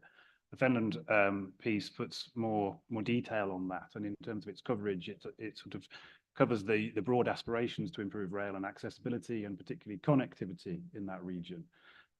It might be something that we can pick up through work on rail strategy, which the committee approved at its December meeting, around how that works and fits together in conjunction with the district strategies, if that would help. But just offered that, Chair. Thank you very much. And actually, Councillor Dupre has pointed out to me that item A is to approve the updated transport strategy. So it is a good place to comment, even though it's not necessarily developing it. But yes, that is what I thought, Chair. And I have to say that I'm very happy to support all the other recommendations, but I can't support that first one for the reasons that I've said. And just picking up what the officer said, sorry, I didn't catch your name. Chris Poltney. Chris. Thank you, Chris. And you know, my argument is this, that we can keep on saying, well, you know, it's the responsibility of the combined authority. Well, it's the responsibility of the government. It's the responsibility of Network Rail. We do have a role to actually be clear about what we want to see as a local authority. And, you know, I'm not saying that everything happened when it was Conservative control was right, but we did actually commission a number of studies for the reopening of the line. And that shows a degree of commitment that I just think is not really present at the moment. And, you know, we all know that the focus of the mayor is very much upon buses, but this reopening of that rail link is just so important to the area that I represent and to the north of the county that I think we just need to be a bit more proactive in terms of campaigning for it. Thank you. Thank you, Councillor King. And just to say, you are totally right. The heavy rail plays such an important role in transport across the county. While you're right, the focus has been on buses, heavy rail is also equally important and transports so many people. That is why we obviously commissioned the rail strategy. And it's slightly strange that we haven't had one of those before, because we do need to be looking at all of these options when it comes to rail. Councillor Shaler, I know this is a passionate topic of yours as well, so do you want to say something? Yes, thank you very much, Chair. And I think it's been noted that I seldom miss an opportunity to mention Withers Beach Rail. And I'm sure that Councillor Sharp and I will continue to mention it at the CPCA forums. Just to reiterate something that was mentioned, that we do have a rail strategy review underway at the County Council, and that will be clearly part of that. And I will certainly try my best to make sure it is a prominent part of that. So thank you very much. I think we just need to be really clear about how we're going to use whatever influence we have and where. And so I hope that that will be in the rail strategy. Thank you, Chair. Thank you, Councillor King. Next, I've got Councillor Daunton. I'd like to ask a question on Appendix 5, if possible, the DTSA funding allowances. It mentions that scoring is done with DTSA scoring criteria. Have we been presented with the scoring criteria? I believe it's in one of the other appendixes. I'm sure I saw it in there somewhere. Yes, sorry, this is presented in Appendix 3. Thank you. Look at that again. So if something is scored 5th, how long will it take to get to the first place? The funds are allocated based on the estimate at the time. So it's really a case of allocating the funding from top to bottom. So unfortunately, we can't say specifically when something further down would move upwards, but it's being reviewed every year. So things should be moving up, as it were, through the program.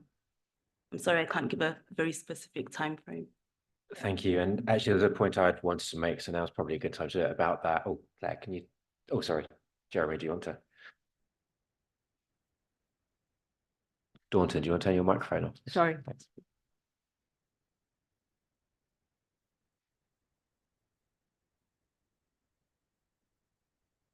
Thank you, Mike. Just to say that we are, as an officer corps, looking at presenting a longer term view, as in an indicative 2 to 5 year programme under this funding. Some schemes that you put in, say for year 5, might be picked up by other funding sources. But I think probably with regard to something that's number 5 on the list, with the scale of the schemes that we're looking at, you would be generally expecting it to be funded in the next 2 to 3 years. So if it's on the list at that sort of level, yes, but we do also look for other funding sources for schemes that are further down the list as they occur. Thank you. That's a very helpful response. And I realise now that the criteria is here, of course. What's not in the criteria, I think, is those areas which don't have any bus connectivity. And that's actually vital to active travel. If you don't have any active travel and you don't have a bus service, you're doubly disadvantaged. I'm trying not to be parochial, but I think you'll probably know the scheme I'm talking about. Thank you, Councillor Dalton. I actually do think there is a bigger question about those scoring criteria and making sure they align with our 7 values of the council. I'm not quite sure when those were last updated, but it would be good to look at those and make sure they do currently align with the 7 ambitions of the council. We would be happy to review and bring to Chair and Vice Chair and spokes for an initial discussion as to where we might want to go with that. Thank you very much. Do I have anybody else? Councillor Hunt. I really want to ask you, Chair, is this the appropriate place to bring up comments and debate about the 20-mile-an-hour limit, speed limits that are being, and I'm looking at page 228, and there's a direct reference in there to the 20-mile-an-hour speed limits. There is a reference to the funding of 20 mile an hour through the DTSA programme. So if you would like to comment on the funding allocations of it and how it's going. The funding allocation. Or go on, Councillor Hunt, say what you're going to say. I think the 20-mile-an-hour limit is a very good idea in many places outside schools where village centres and that sort of thing. What I think we have missed a trick as a county council is we're introducing these schemes and now people realise it's happening, and there's a large amount of activity on social media where there is not so much the criticism of the schemes, because most people recognise that if you slow cars down, you make it safer. But it's the blanket or near blanket imposition of this. And I mean, for example, there's a weakness in democracy that in Soham, for example, 6 people responded to a questionnaire, 3 didn't want it, 2 didn't know, and 1 person wanted it. And I think giving the authority to just the 2 local county councillors is insufficient, and there should be proper democratic presentations and opinions. Can I stop you just there? There's a few kind of accusations you're making there. Firstly, is to note that we do have a 20-mile-an-hour working group, so this has had a lot more oversight as well. Well, I was kept out of it. You weren't elected when it started. No, and I didn't get the. And you were not nominated by your spokes to be on that committee. I'm sure you can take that up with your spokes as to who your representatives are on the 20-mile-an-hour working group, and whether that. Say again, sorry, Councillor Smith.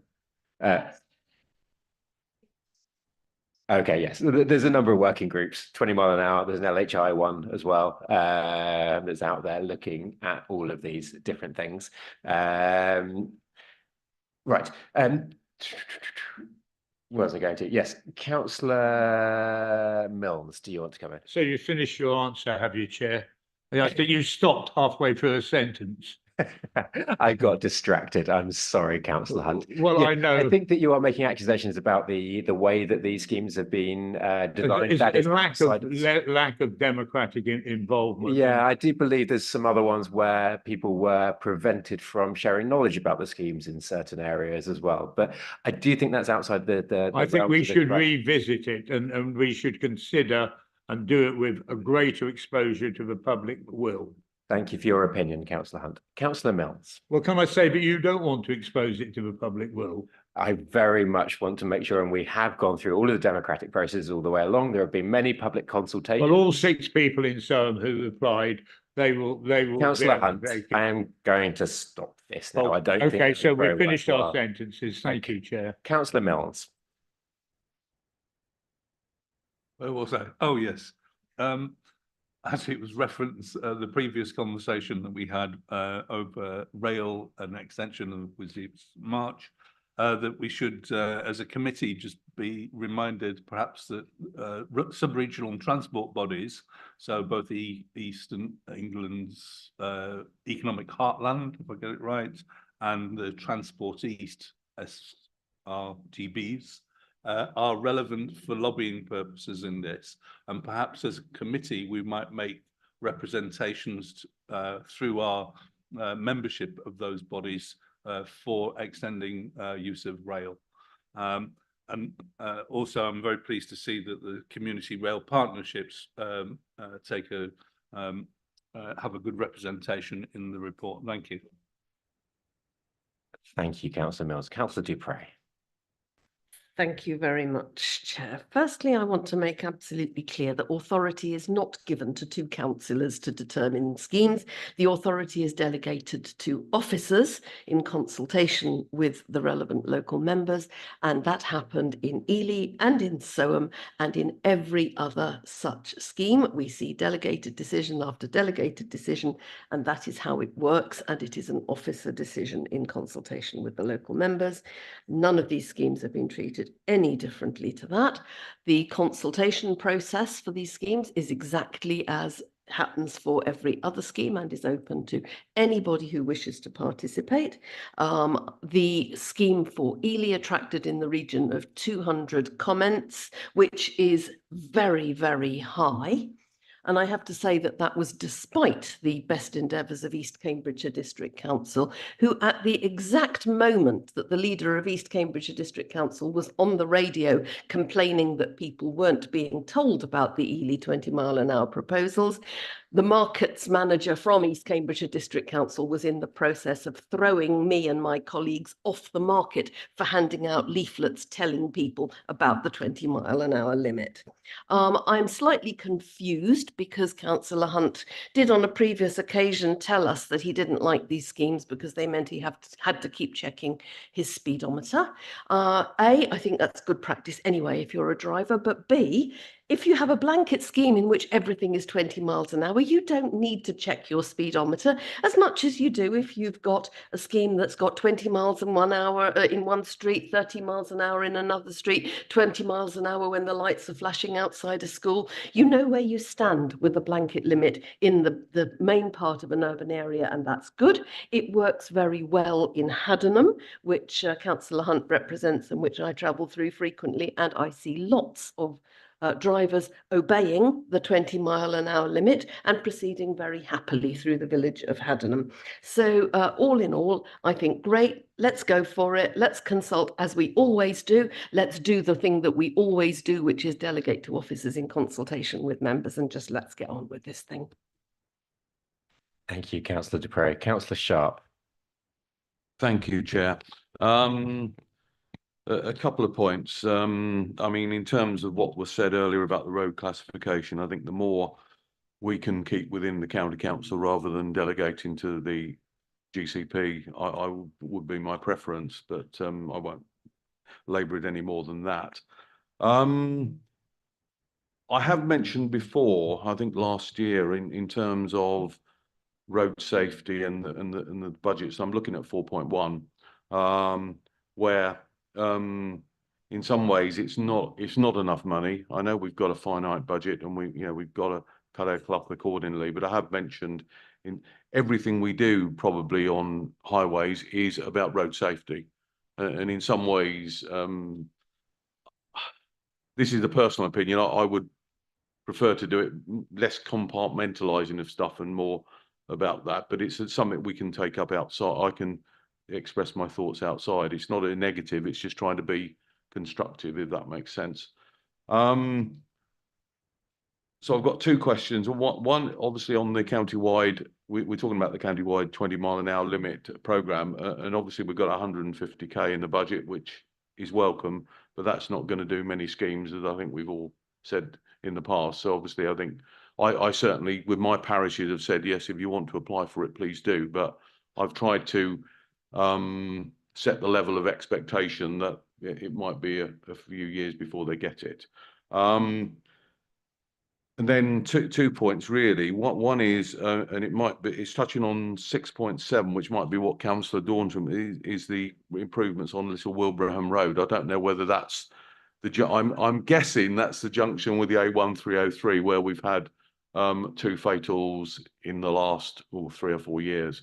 And it's 200 yards outside my division and just inside Councillor Daunton's division. So it's one that we both share that issue. So I'd be interested to know what work's been done, because I wasn't aware work had really been done on that. And then finally, again, I'm trying not to be parochial, as you know. One closest to my heart is, and I was talking to one of the officers, to Michael earlier on, is obviously the Swaffham Heath Road A1303, which has sadly got pulled very late on Friday, and it should have started yesterday. I'm assuming that the funding for that is a carry forward from previous years, is my question, rather than coming out of this year's funding, because as I say, it was due to start yesterday, and obviously run for 16 weeks. But again, it may be a detailed question we can take outside. Are we talking in terms of the whole? I'm just really concentrated on the front part of the paper rather than the strategy. Do you want me to comment on the strategy as well now? You can do, Councillor Sharp. I'm very aware that we are at item 8 of 14. Yeah, I know. We are currently at 1:30. This room, I believe, is booked at 2 o'clock. So we do need to try and get a move on, please. Thank you.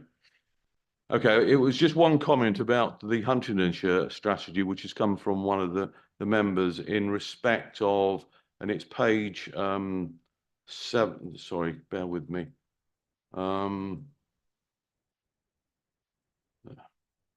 I'll come back to it. Yeah, I'll find it. Yeah. Thank you very much, Councillor Sharp.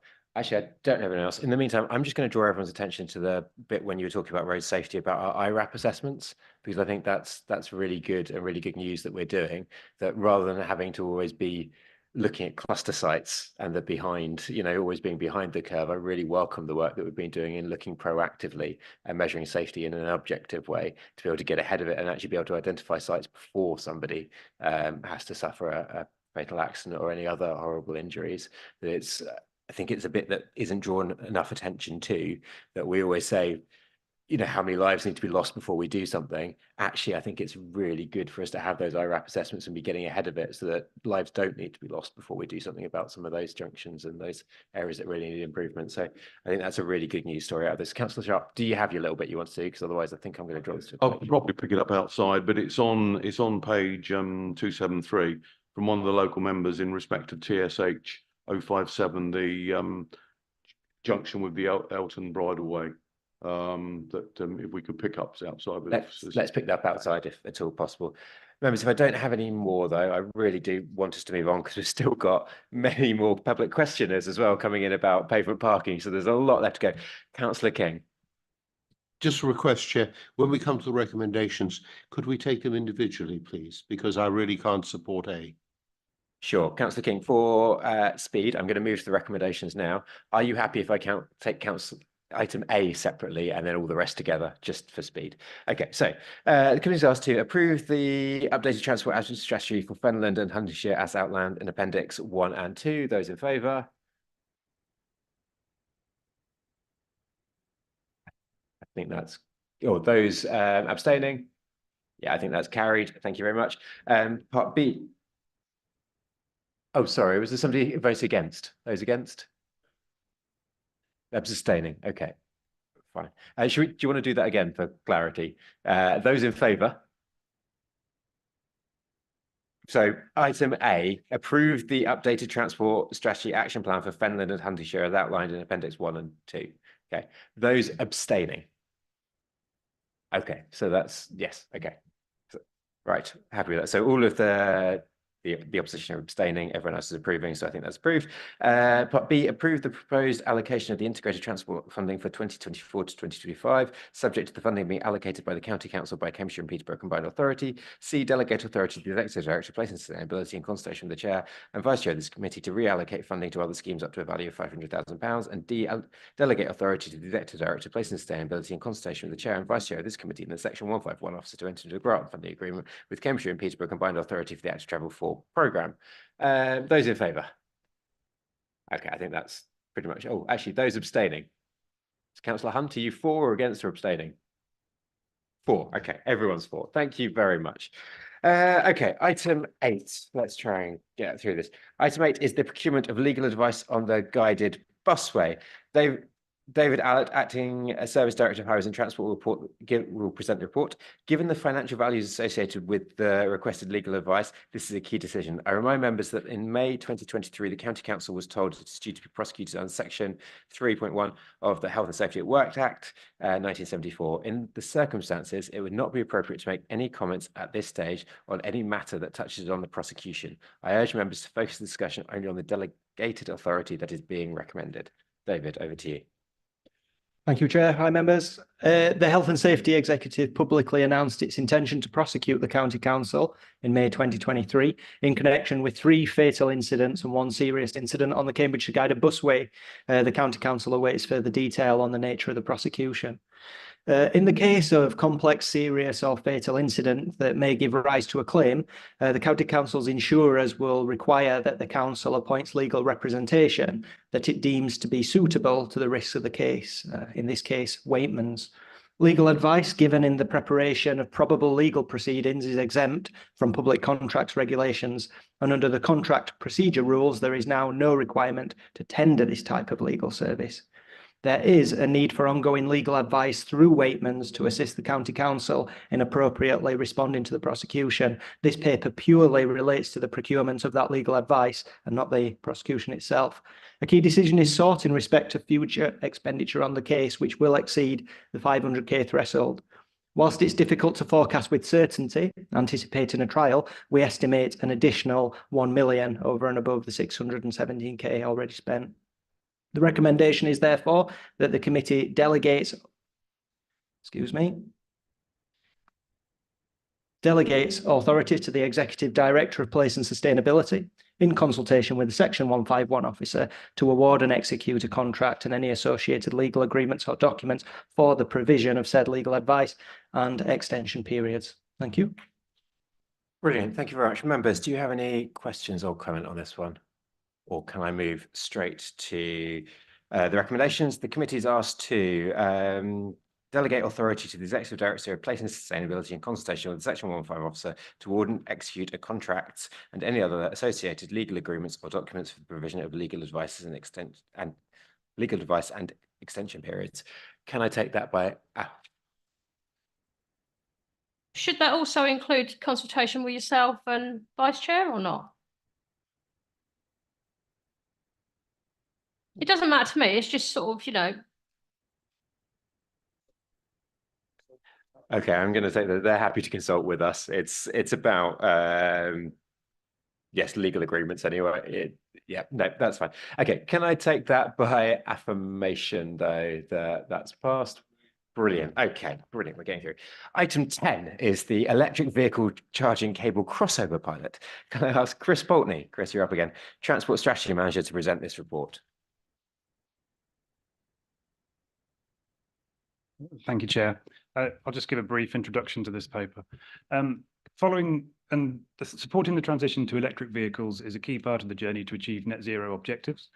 Following a previous paper at December committee, which considered policy on electric vehicle infrastructure, this report proposes the introduction of a pilot to support residents who don't have off-street parking to use domestic electricity supplies, which are significantly cheaper than public charging points. The paper considers a number of issues around safety, cost, and risk for all users of the highway. The report recommends the development and rollout of a 2-stage pilot scheme with coverage across the county, so that an option can be tested and evaluated to establish the best options and consider preparation of a larger, scalable solution. Thank you. Thank you very much, Chris. And we have received a public question from David Stroughton, representing Cambridge Living Streets. David, I believe you're on Zoom. Have we got David there? We've got Linda Jones. Yes, I'm sorry, the meeting overran, so David has had to go. So he asked me to ask the question. No problem. Thank you very much, Linda. You have 3 minutes to ask your question then, please. Okay, thank you very much. Right. Living Streets welcomes the transition to electric vehicles and is pleased to see these proposals to pilot trials for charging cars parked on the public highway. Few householders have the luxury of off-street parking, off-road parking, and charge points have a large footprint, often on the footway, and are necessarily limited in number. However, despite the thorough appraisal of the risks of the proposed solution, we remain concerned on several grounds. The first is the lack of clarity about safe ways to reduce trip hazards. Without providing pavement gullies, the most likely solution, use of cable covers as protection from tripping, while often unsatisfactory for short-term installations, is potentially hazardous in the longer term. Its robustness outdoors in constant use with long-term exposure to weather and unpredictable levels of loading is doubtful.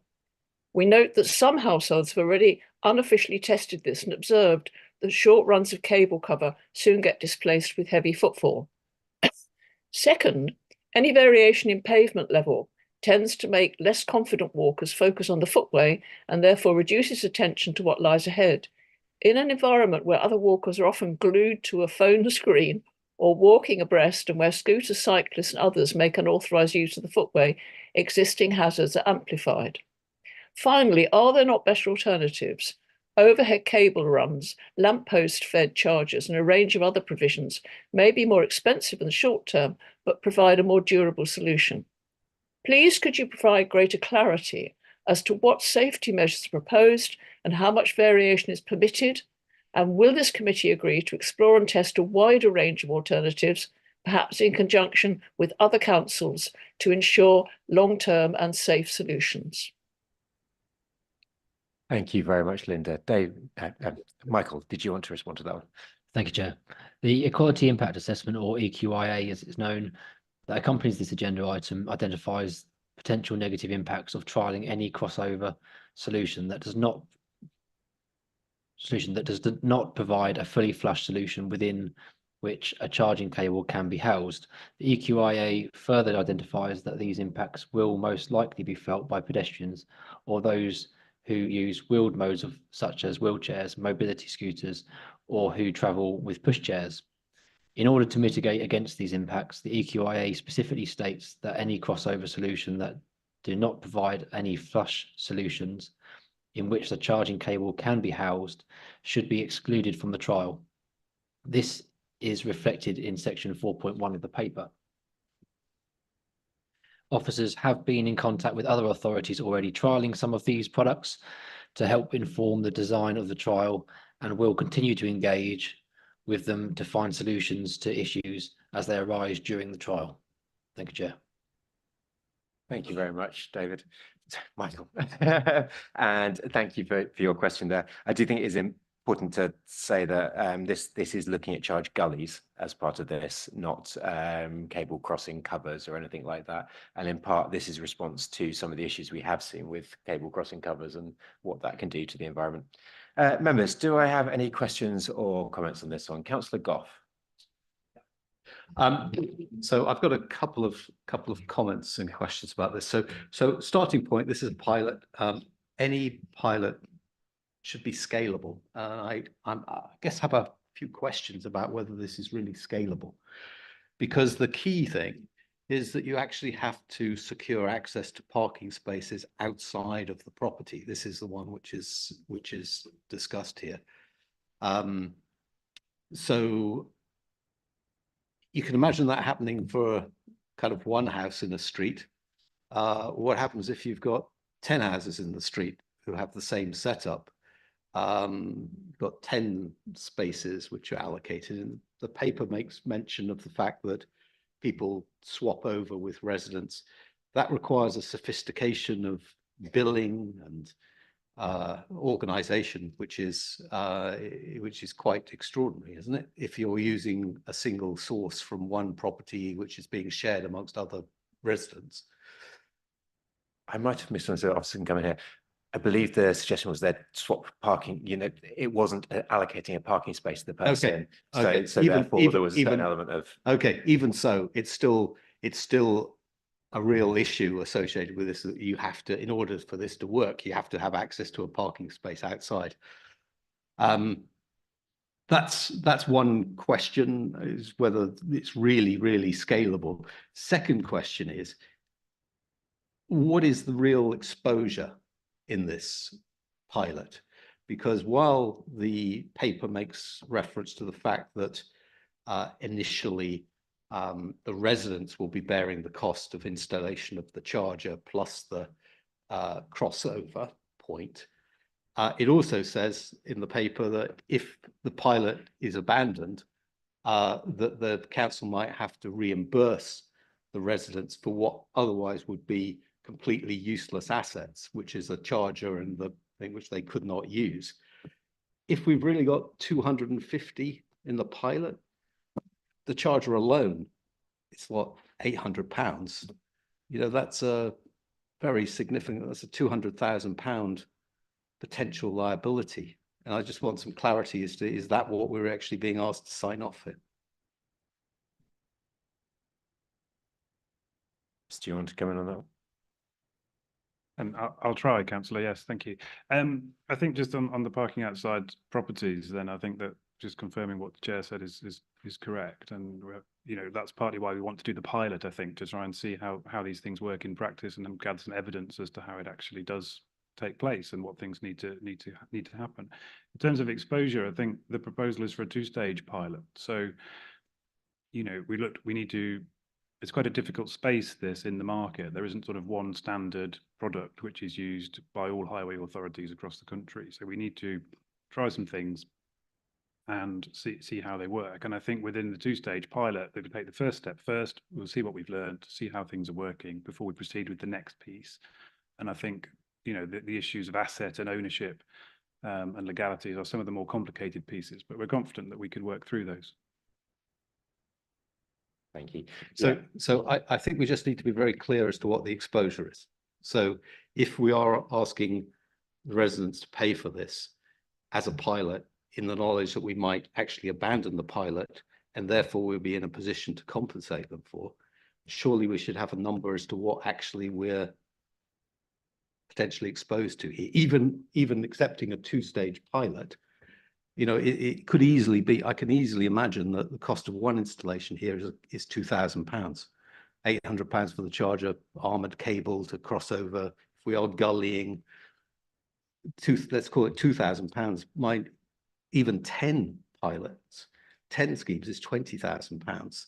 So I just think we just need to be a bit clearer here as to what we're actually doing. Sure. I think it's also important to point out, Councillor Goff, that we're not the first person to do this. This is modelled after other local authorities that have done similar things. There is obviously a worst case scenario here where we might be forced to remove them, but that has not been the case as far as I'm aware in any other local authorities that have, you know, had these trials. Oxford, for example, already has a quite successful e-gully program, which is the sort of thing that we're looking at here. There are worst cases, but yeah, I don't know if officers want to respond on that worst case finance as well. Chris. You don't know. I think that's right. I don't have much to add to that, I'm afraid. I think we, you know, in terms of the paper, we were, you know, keen to make sure the members were decided on the risks. But you know, we would hope that the pilot would go well and that wouldn't materialise. But if that's something we need to take away and come back with a specific number, I'm sure we can do that. Frank.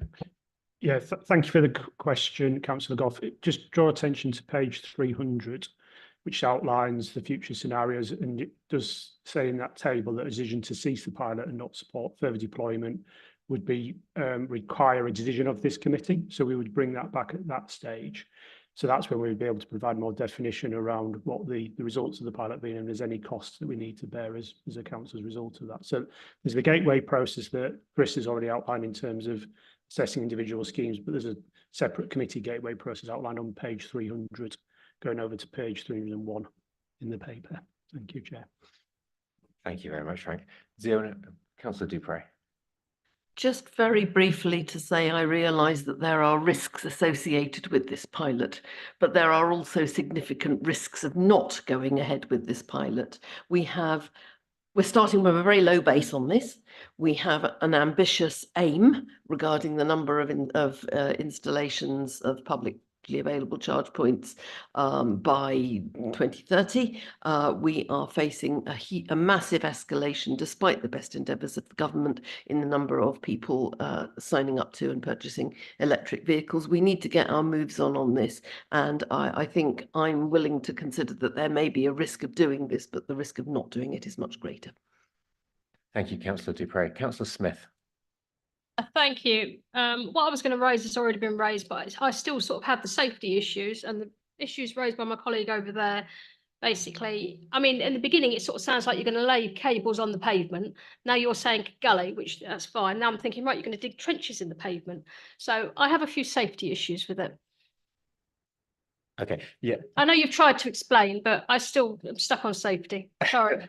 that's okay. It is a gully that essentially the cables go in to keep it safe. The problem we have at the moment, as Councillor Dupre has outlined, is that in some particularly urban areas where people don't have the ability to do this right now, they're coming up with their own solutions, and that's where we've had, you know, living streets. There are areas around the city, and I'm sure there are in other areas as well, that you walk around with people who have put covers out or are just dangling cables, and obviously the safety impacts of that are huge.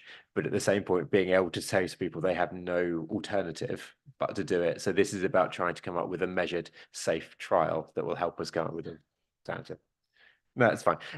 Councillor Milnes, then Councillor Shaw. Yeah, sorry, just to take on from what Councillor Goff was talking about. So we're talking about private supplies, not public supplies. And as an electric car owner and charger from my own home, actually extending that to the curbside would be great if I could guarantee that the curbside was available. And that's the biggest limitation that I can see with this proposal. The proximity to your own house so that you can feed your own electricity. I don't see how that's a sustainable and a long-term solution. I'm not unhappy that we do the pilot to put that to the test. I think the financial implications of that need to be well articulated or enumerated, I should say.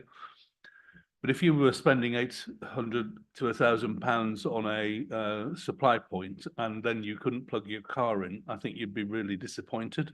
And I think we've got to take those things into consideration. Also, how the technology is developing, and where. So, for example, if you use lampposts as a connection point, for example, the technology is improving so that it can identify the charging point can actually identify your car and who to invoice. So that becomes much more sustainable because you can park 5 doors away and still plug into a supply. You don't have to be next to your house, and you don't have to rely on a buddy scheme in your neighborhood to make sure that you're getting the power that you require. So I think these things have real significant practical limitations, and I'd just be careful that we don't raise expectations too high. Thank you. Thank you, Councillor. I do just need to point out quickly that I think this is part of a multi-mode way of doing things. We have significant problems with our lamppost infrastructure, that most of our lampposts are at the back of the pavement. So you still end up with the dangling cable scenario, which is really bad. It's a shame that we moved a bunch of our lampposts in a previous time to the back of our streets, which then makes this very difficult. But I think this does need to be part of a mixed mode scenario where we have as many public chargers as possible. We also allow private charging. I don't think there is one solution here. That's why this is a trial to see how it goes. Councillor Sharp. I'll be very brief, Chair. Broadly support it. Councillor Goff's first question was what I was going to ask, and what Councillor Milnes has mentioned, the practicalities of it. I can think of certain places in my division where we might struggle, but that hopefully your thoughts about goodwill of neighbours might work.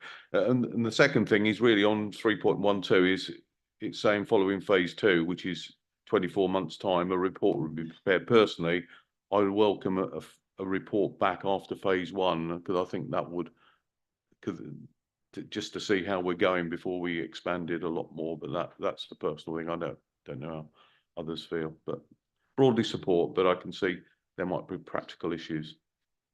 Thank you, Councillor Sharp. I'm not sure if it makes sense to bring it fully back to this committee, but I definitely would welcome a circulation of, update on how things are going. Councillor Goldsack. Yeah, thank you, Chair. Chair, during the debate, and I'm supportive of this, but during the debate, you said this has been trialled elsewhere. I'm just worried we're spending the money on the trial if somebody's already been through it and got the answers.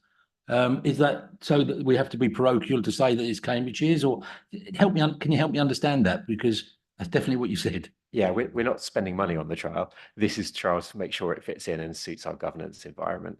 Chris, I don't know whether you want to talk about that. Other places have different ways of doing it. We need to make sure this works for us, though.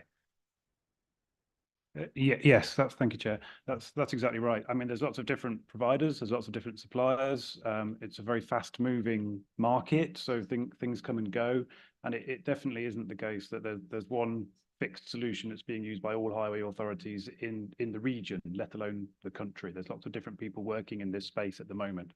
So what we're trying to do is find something that, as the Chair says, works for us and suits our highways policies and also our residents, so it manages the bigger risk, but also lets us take a step forward on this journey. Thank you. Thank you, Chris. Councillor King. Thank you, Chair. I would like to see this come back to the committee before we actually adopt a particular way of going forward, because there are potential costs involved, you know, in terms of lawsuits and so on. So I do think as a committee, we have a responsibility to be sure that we agree with what is being done. So at some point, we just need to be clear that we are happy with where we're going.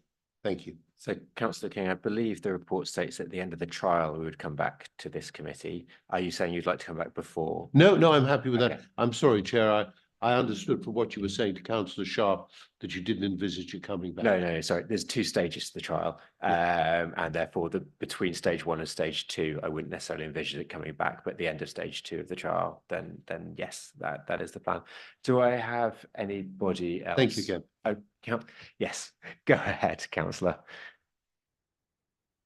Sit up so you can see me, Chair. First of all, I'd like to compliment the 2 members over there for having very realistic and sensible suggestions, and a lot of the thoughts I share with you. Until quite recent, 30 years ago, I lived in a Victorian part of London, which was built before the motor car. And I can assure you that there were car wars then about parking spaces, because many of the Victorian houses, and there's same in March and the same in Ely and the same in Cambridge, were built to be family homes. A lot of those are now converted into flats or broken down. And so where a street was built with 2 cars in the street, it's now got maybe, say, 2 or 3 flats with both of the couple working. So there's a demand for 6 parking spaces, very commonly, in about 6 meters of frontage. Now, you can't, the 2 will be linked. They'll be in Islington, where I lived at the time, people were buying rotten old cars and parking them outside their houses all day and then moving when they brought their nice car back. And there was things going on where people were fighting in the streets for parking spaces. And Cambridge particularly, but the other towns in this area are similar. They were built as large houses, and now they've been converted. Now, I think this isn't going to work. Now, one gentleman over there did talk about that perhaps in the future being able to charge not by cable, but by other means.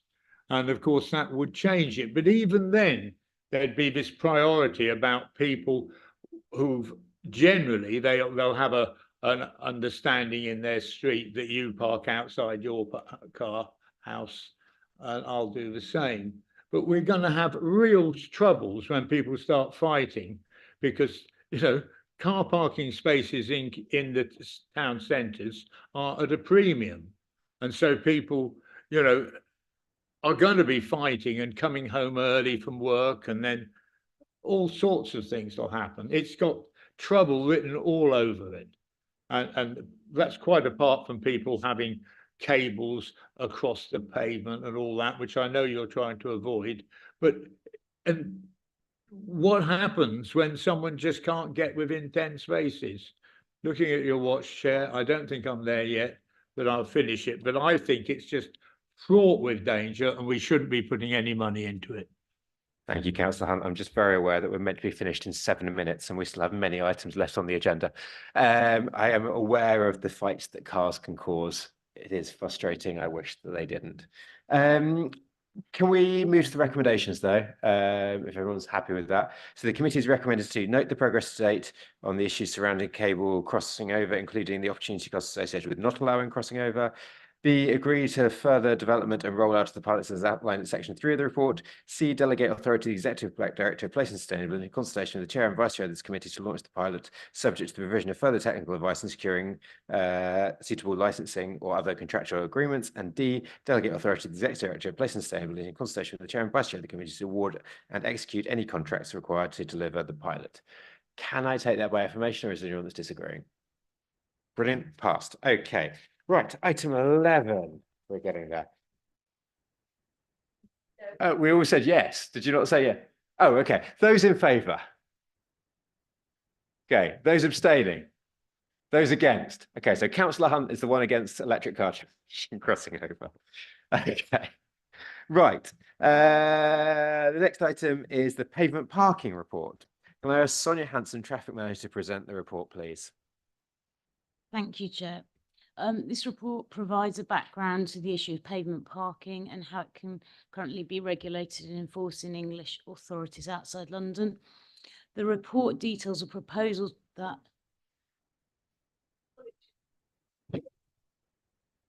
is that better? Do you want me to start again? Thank you, Chair.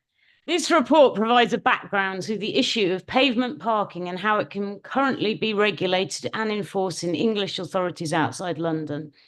The report details a proposal to request that Greater Cambridge Partnership agree to take forward a trial scheme as part of the development of their integrated parking strategy. The paper also briefly introduces the matter of red routes. Red routes are intended to be used strategically to deal with traffic problems assessed on a whole route basis and not to deal with short lengths of road. The report proposes further exploration is undertaken into red routes in partnership with Greater Cambridge Partnership. Thank you very much, Sonia, for that nice and loud and clear introduction there. Very good. Okay. So we've received 5 requests to speak on this item. First, we have Mr. Martin Lucas Smith via Zoom. Now, before this gets started, I do want to say a slight sorry in advance that I know most people here are from Mill Road and are upset about Mill Road being left out of the list of items on this. I will take responsibility for that. That wasn't intentional. We'd asked that it be added. It just didn't quite make it for some reason. It wasn't intentional. This was meant to be a list of indicative schemes, not a thorough list of schemes. And we're hoping that other places will be picked up within that list. There's other places on here that aren't mentioned, like East Road and a myriad of other ones. So please don't take it personally. It wasn't meant to be excluding Mill Road from this one. The list was purely meant to be indicative. But Martin, over to you with your 3-minute question. Thank you, Chair. I speak as an individual resident of Petersfield, fed up with pavement parking for decades.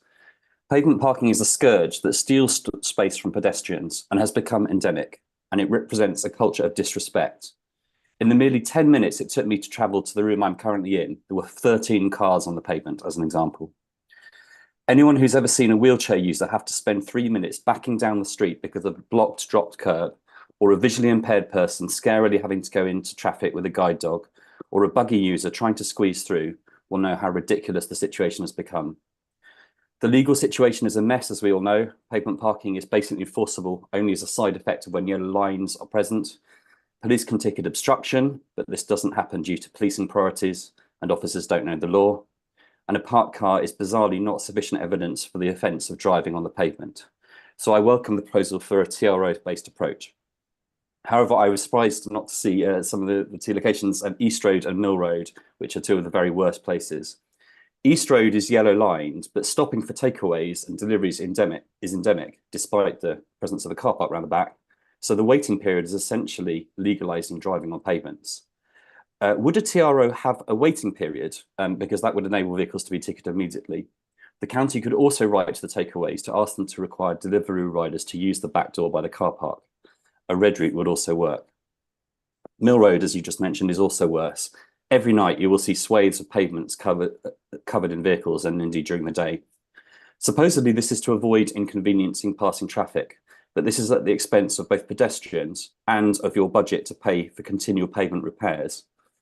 But avoiding blocking traffic is an only issue while there are 12,000 vehicles a day, mostly using this narrow C road as if it was an arterial road. It is our high street intended for shopping and access. When the vexatious court case, on which I know you can't comment, being undertaken by a small semi-anonymous group of people unable to accept the democratic process and completely blind to the problems on the road, is concluded, there will be large amounts of road space freed up.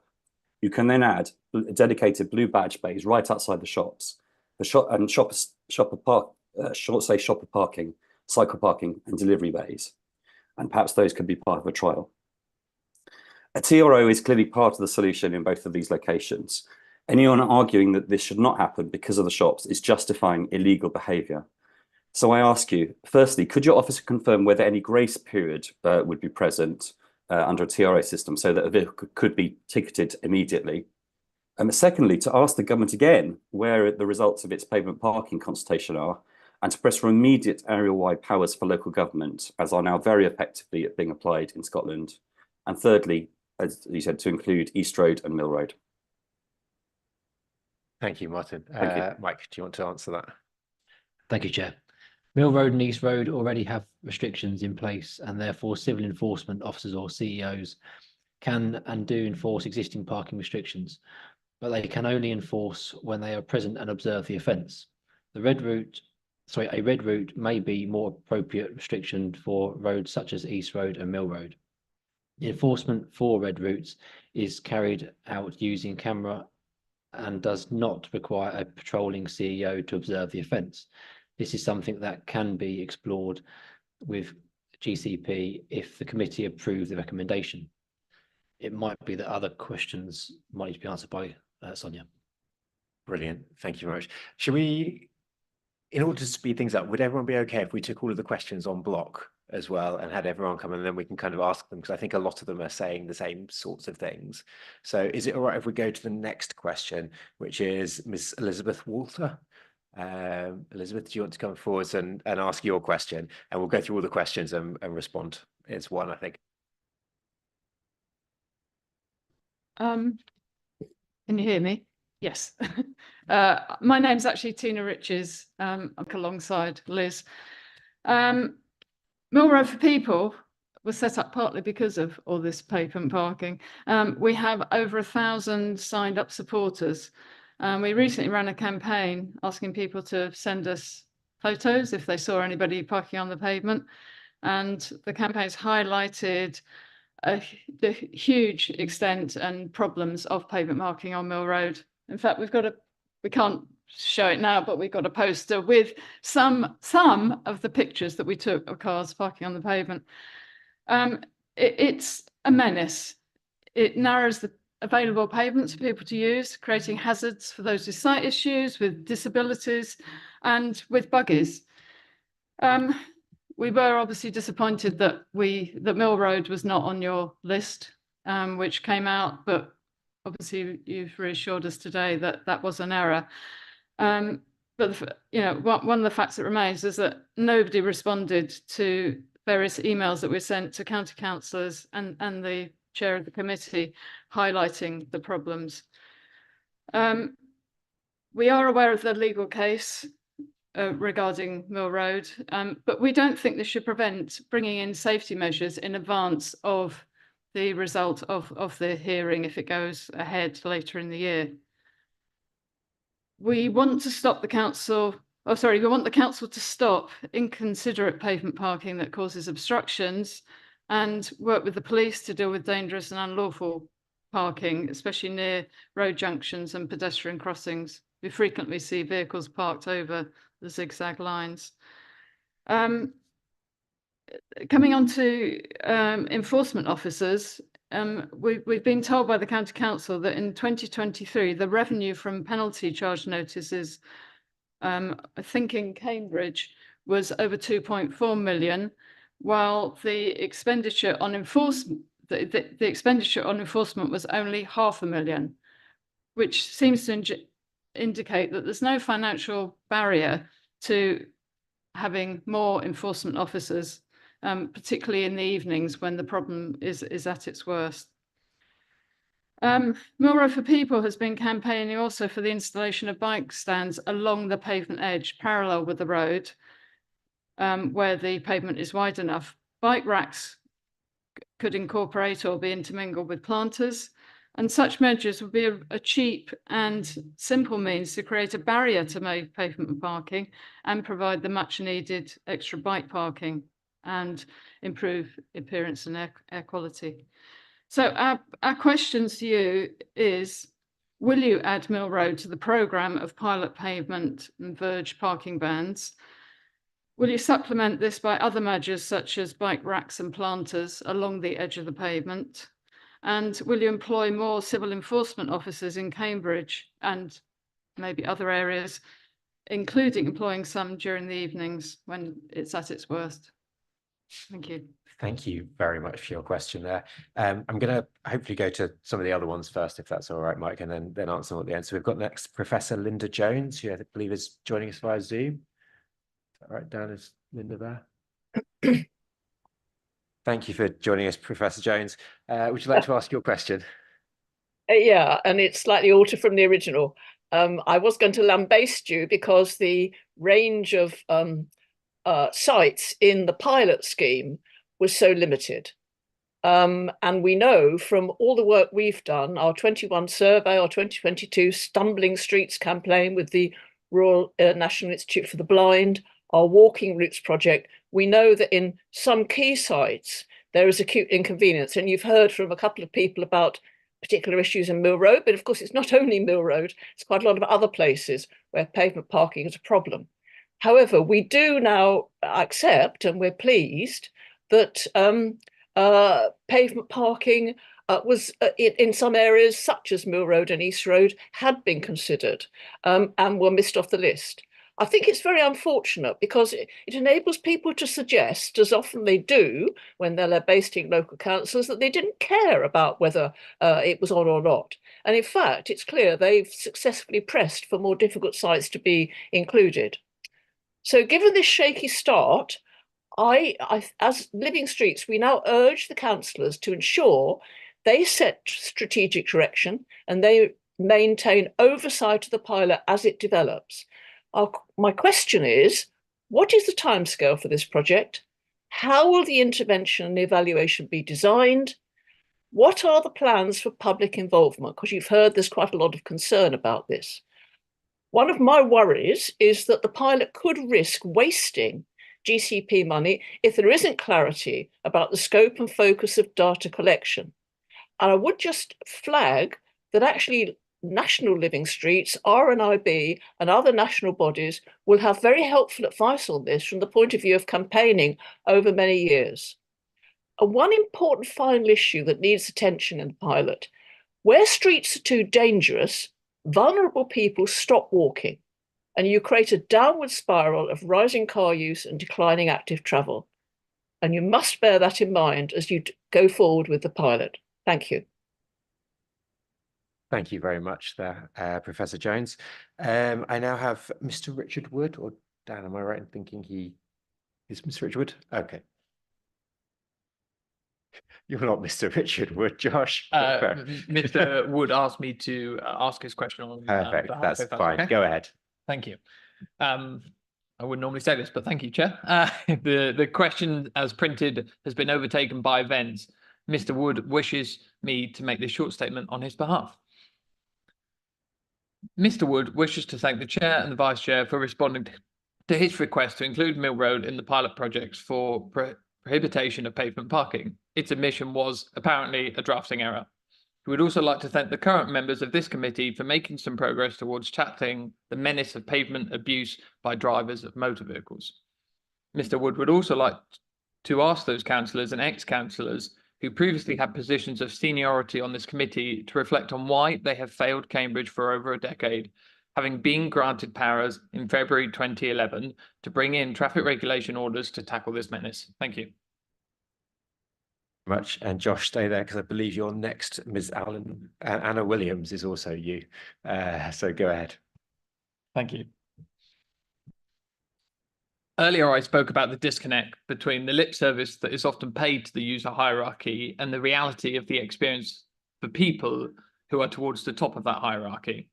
Nowhere is that more clearer than pavement parking. Our pavements are only a small part of highway land, which should be dedicated to the most vulnerable road users, and the protection of this space should be an imperative. Therefore, we'd like to ask the County Council to be bolder here. Why not work with the GCP on a more ambitious scheme? Parking bans on pavements can be rolled out across large zones. For example, apart from a few minor examples, there is no legal barrier to zoning the entirety of Cambridge as a non-pavement parking zone, and all the benefits that would come with that. Thank you.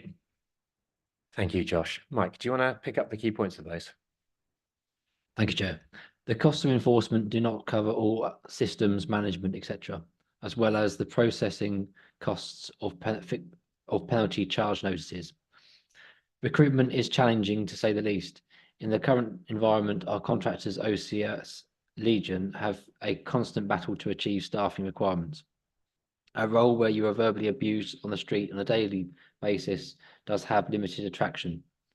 Having more civil enforcement officers does not guarantee more income. We find in Mill Road and around schools, patrolling CEOs bring limited PCN income, and it uses substantial time. Parking on Mill Road is often related to the business popping into the shops, as an example, and drivers will quickly move their vehicle when they see a CEO approaching, meaning that no ticket can be issued.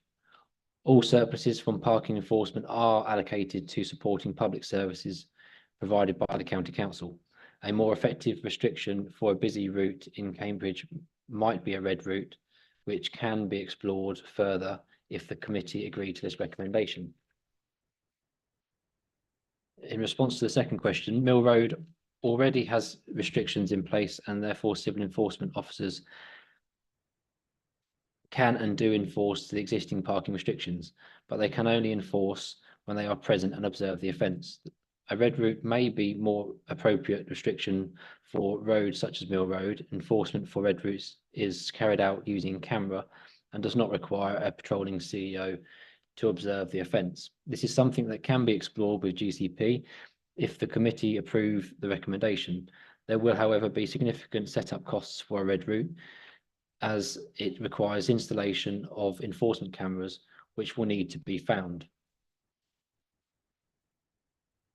And the final question, the purpose of the proposed trial is to see how effectively the scheme works. If successful, the resources are available, then members may wish to pursue a wider rollout. There were some wider questions, Chair, that aren't in the written questions here, so there might be that we were responding writing at a later time.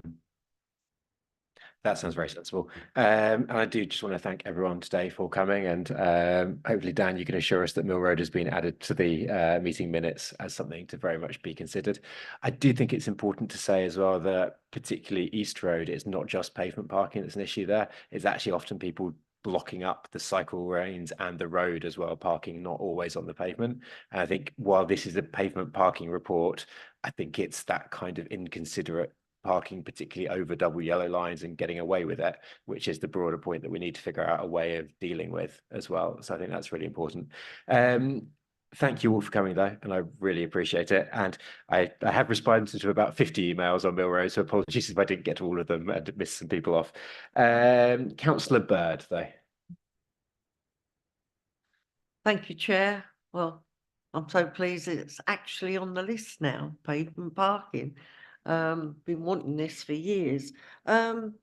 I was disappointed though when I saw the list, because I would rather have gone round different areas of the city, because there's so many areas that are really dangerous, and you seem to have picked more over Cherry Hinton, Queen Edith's Way, because we have a very dangerous school in Chesterton, where lorries are going past all the time. And a child has been hit by a car as well, and that wasn't picked up, which is a shame. But yeah, I would rather to see it go round the city. And also, I agree with Mill Road; it is dangerous. trying to get around.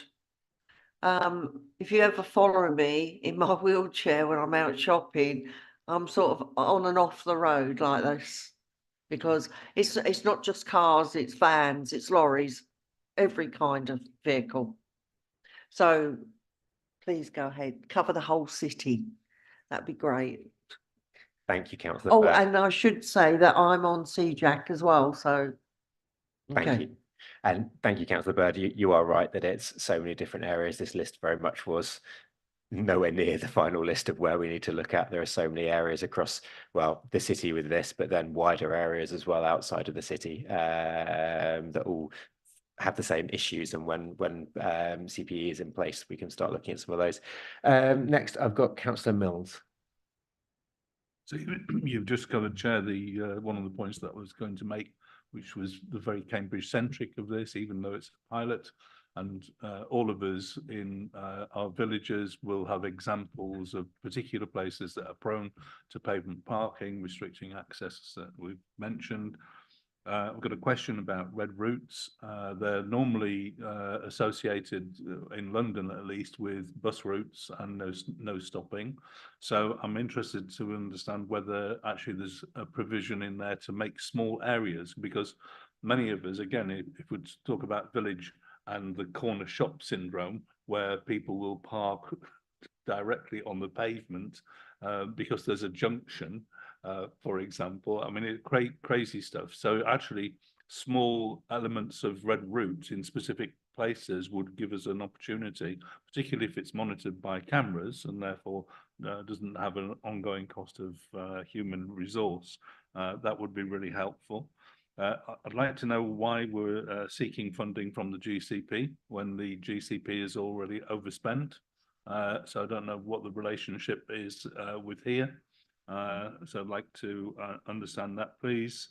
And then the fixed penalty notice issue that we've talked about, how much money is being raised for what cost? There was a suggestion 2.5 million raised and 500,000 spent, but I don't think that includes the bus lanes. And I think the last time I looked, there was over 4.5 million in revenue that was supposed to be hypothecated for the transport issues only. And I'd just like to ask a question whether that's still the case. Thank you. Councillor Mills, you've got some quite in-depth questions there, and I'm very aware we're over time already. Are you all right for us to take that away and give you a written response? Unless somebody can answer very quickly on some of those, I'm quite happy to take written answers. Thank you. Brilliant. Sonia, are you able to answer any of those very quickly? If not, let's get Councillor Mills a written answer. Just on the red routes, I mean, as I stated when I introduced the report, the intention is a strategic thing for a whole route. It wouldn't be something you'd use as a just small areas in villages near a shop, unfortunately. So that wouldn't be an appropriate restriction as in line with the guidance on red routes.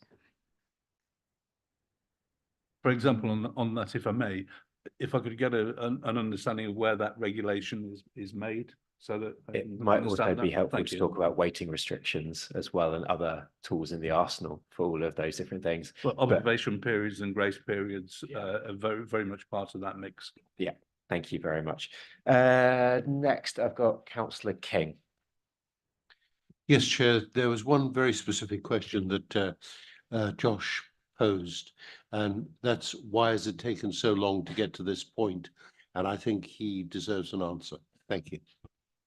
Thank you, Councillor King. I will say I was the one that raised this as a full council motion as well, and it has been going on for many, many years. I think we all question why some of these things take so long. I'm hoping we can get to a resolution soon, though, or at least a help. Councillor Sharp. Thank you, Chair. A couple of points, or about 3 or 4 points.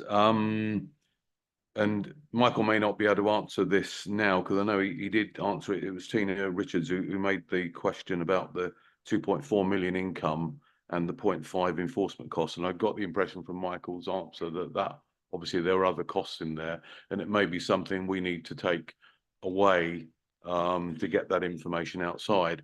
I have a massive issue with this paper in that anybody who knows me, I'm 100% against pavement parking. I go up to cars if I see them, I actually will go up and Now, I've had stand-up rows with drivers, etc. before now, but so I totally support the issue of getting rid of pavement parking. I would like the income from it to be nil, which if that we achieve that, that would mean we haven't got any pavement parking. That's how strongly I believe in it. But, and I'd be interested in the answer to Councillor Milne's question.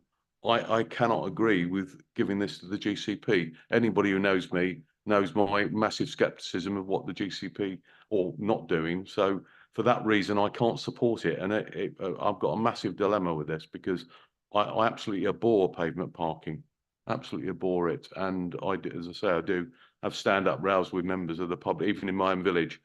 But I've got that one stumbling block with it. Thank you. Thank you, Councillor Sharp. I also had a row myself the other day with someone who then threw their litter out of their window while parked on the pavement as well. But anyway, de-stress. Councillor Goldsacks. It's a technical point, and it's following on the very good points that Councillor Milne's made. Can we make sure that the responses to Councillor Milne's from the officers don't just go to Councillor Milne's and they go to people in the room and the subs involved as well? Because I think it's imperative for such a key pilot that we all know the answers. I'm happy for that if officers are as well. So yeah, that's no problem at all.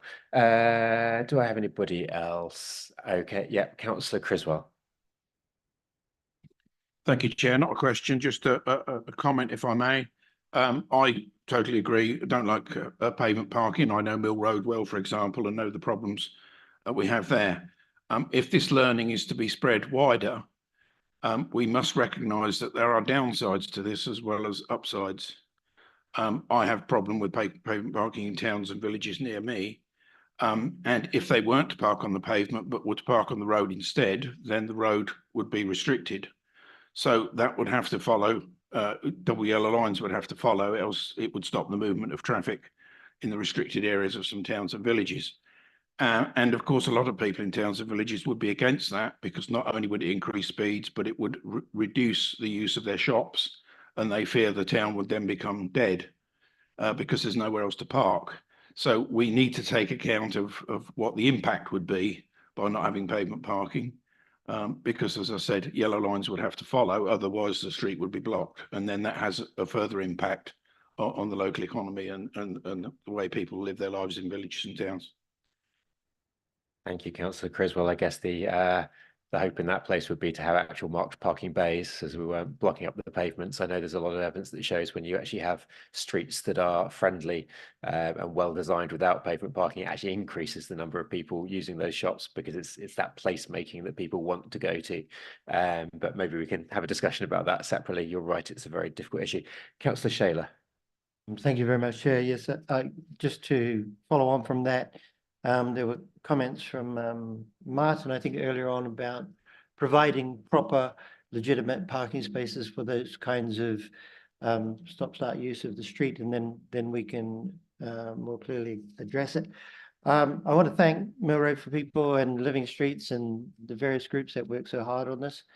I also sit on a committee in London which is about the parking regulations outside of London, and not for the first time. I wish we had those regulations that we have in London. And although the Department for Transport has been looking into this, there is no timescale, no date at which they are thinking of implementing any findings. So again, anyone who has any influence, if only we had those restrictions that they have in London, outside of London, we would have the tools in our kit. So thank you very much, Jim. Thank you, Councillor Shaler. Really glad this one's coming forward. So, to summarise, the committee is asked to request that the Greater Cambridge Partnership develop and fund a pilot of pavement parking restrictions in Cambridge. B, note the decision-making process regarding this pilot is set out in paragraphs 3.3 and 3.4. C, agree that officers in conjunction with the Greater Cambridge Partnership investigate the feasibility of red routes. I think we might need a show of hands on this one. So those in favour? Okay, those abstaining? That's Councillor Sharp, Councillor Swift, Councillor Hunt, Councillor Mills and Councillor King. Okay, and those against? No, so I think that's carried. Thank you very much, everyone. Right, well, I'm going to point out that Councillor Shayler and I's list of people is nearly full. So we have, I think, 2 items left to go. The next one is the Finance Monitoring Report. Can I ask Sarah Hayward, Strategic Finance Manager, to present the report, please? Sarah, are you online? I am. Thank you. Thank you, Chair. Because of time, I was just, sorry, can you just hear me? Just double checking. Yep, go ahead. Yeah, okay, great. Because of time, I was just going to say 3 headlines, but obviously if you want to ask for more detail, that would be great. Place and sustainability as a whole is forecasting an overspend of 1.8 million, which is a reduction, and this is for at the reduction from last month, and this is at the end of January. The main changes relate to winter maintenance, traffic management, and park and ride. On capital, we have now exceeded the budgeted slippage, the capital programme variation, by 4.2 million. That's all I was going to say, and hopefully you've got some questions. Brilliant. Thank you, Sarah. Members, do we have any questions or debate on this one? No. In that case, the committee is asked to review and comment on the report. Oh, sorry, Councillor King. Thank you, Chair. Yes. I have one question about the finances. I noticed there's rather a large amount of money allocated for park and ride maintenance. Quite surprised to see how big it is, and that, you know, where does it all come from, and will there be further sums that we will require to find in future years? Just briefly, the capital programme for next year in the business plan reflects the current estimated costs for the guided busway. This relates to this financial year where there wasn't the funding available. Thank you, Chair. And the other question I have is, I know I've asked this question before, but I don't see any vacancy information in this. Is that coming in a separate report in future? Because there was something as an action, but there was nothing picked up in the forward agenda plan. There was a deliberate decision made a little while ago that the vacancy information wouldn't be piggybacked onto this report because it wasn't the main core finance information. And the main reason was because we wanted to standardise with all the other committees, and the other committees didn't have that information. So if you want that information, I think the decision was that it was going to be part of a performance report. Yeah, Frank, do you want to come in? Yes, Councillor King, it is included in the performance report. So it was certainly in the report that came to the committee in January. It will certainly be in the performance report that will come to April committee as well. Okay, that's good to hear, because I think the vacancy situation is particularly crucial in relation to the earlier agenda item about the additional money we're going to be spending on highways. So, you know, we can't do this work without people. Thank you, Councillor King. Anybody else? Okay, so then the committee is asked to review and comment on the report, which I think Councillor King has very much done the commenting for us. Thank you very much on that one. So I'll take that as done. Item 13 is the Highways and Transport Agenda Plan. Democratic Services Manager will take us through the plan and appointments. Dan? There's no changes since it was published, Chair. Brilliant. Are there any comments or questions? Councillor Hunt? Again, it's me feeling a little bit inferior, Chair, that we've got various things here on the agenda plan and there isn't a report about the A11421, which has already been said at this meeting. I would like that to be included in a future meeting. Yeah, I can confirm it will be coming to July committee. So it's definitely coming to July, and that's minuted. Indeed. Thank you. Thank you. Brilliant. Thank you very much, Councillor King. Thank you, Chair. Very quickly. Yes. So the performance report, is that actually on the agenda plan for the March meeting? It's coming to April committee, Councillor King, through you, Chair. April, okay, right. So it's on there.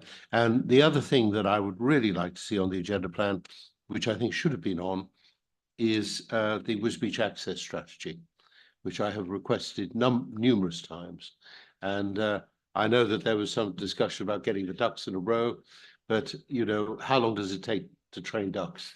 Through spokes. Thank you very much, Councillor King. As I always remind you, if you wanted to add things to the agenda plan. So I'm sure Councillor Sharp could pick that one up. Brilliant. And you, Chair, as well.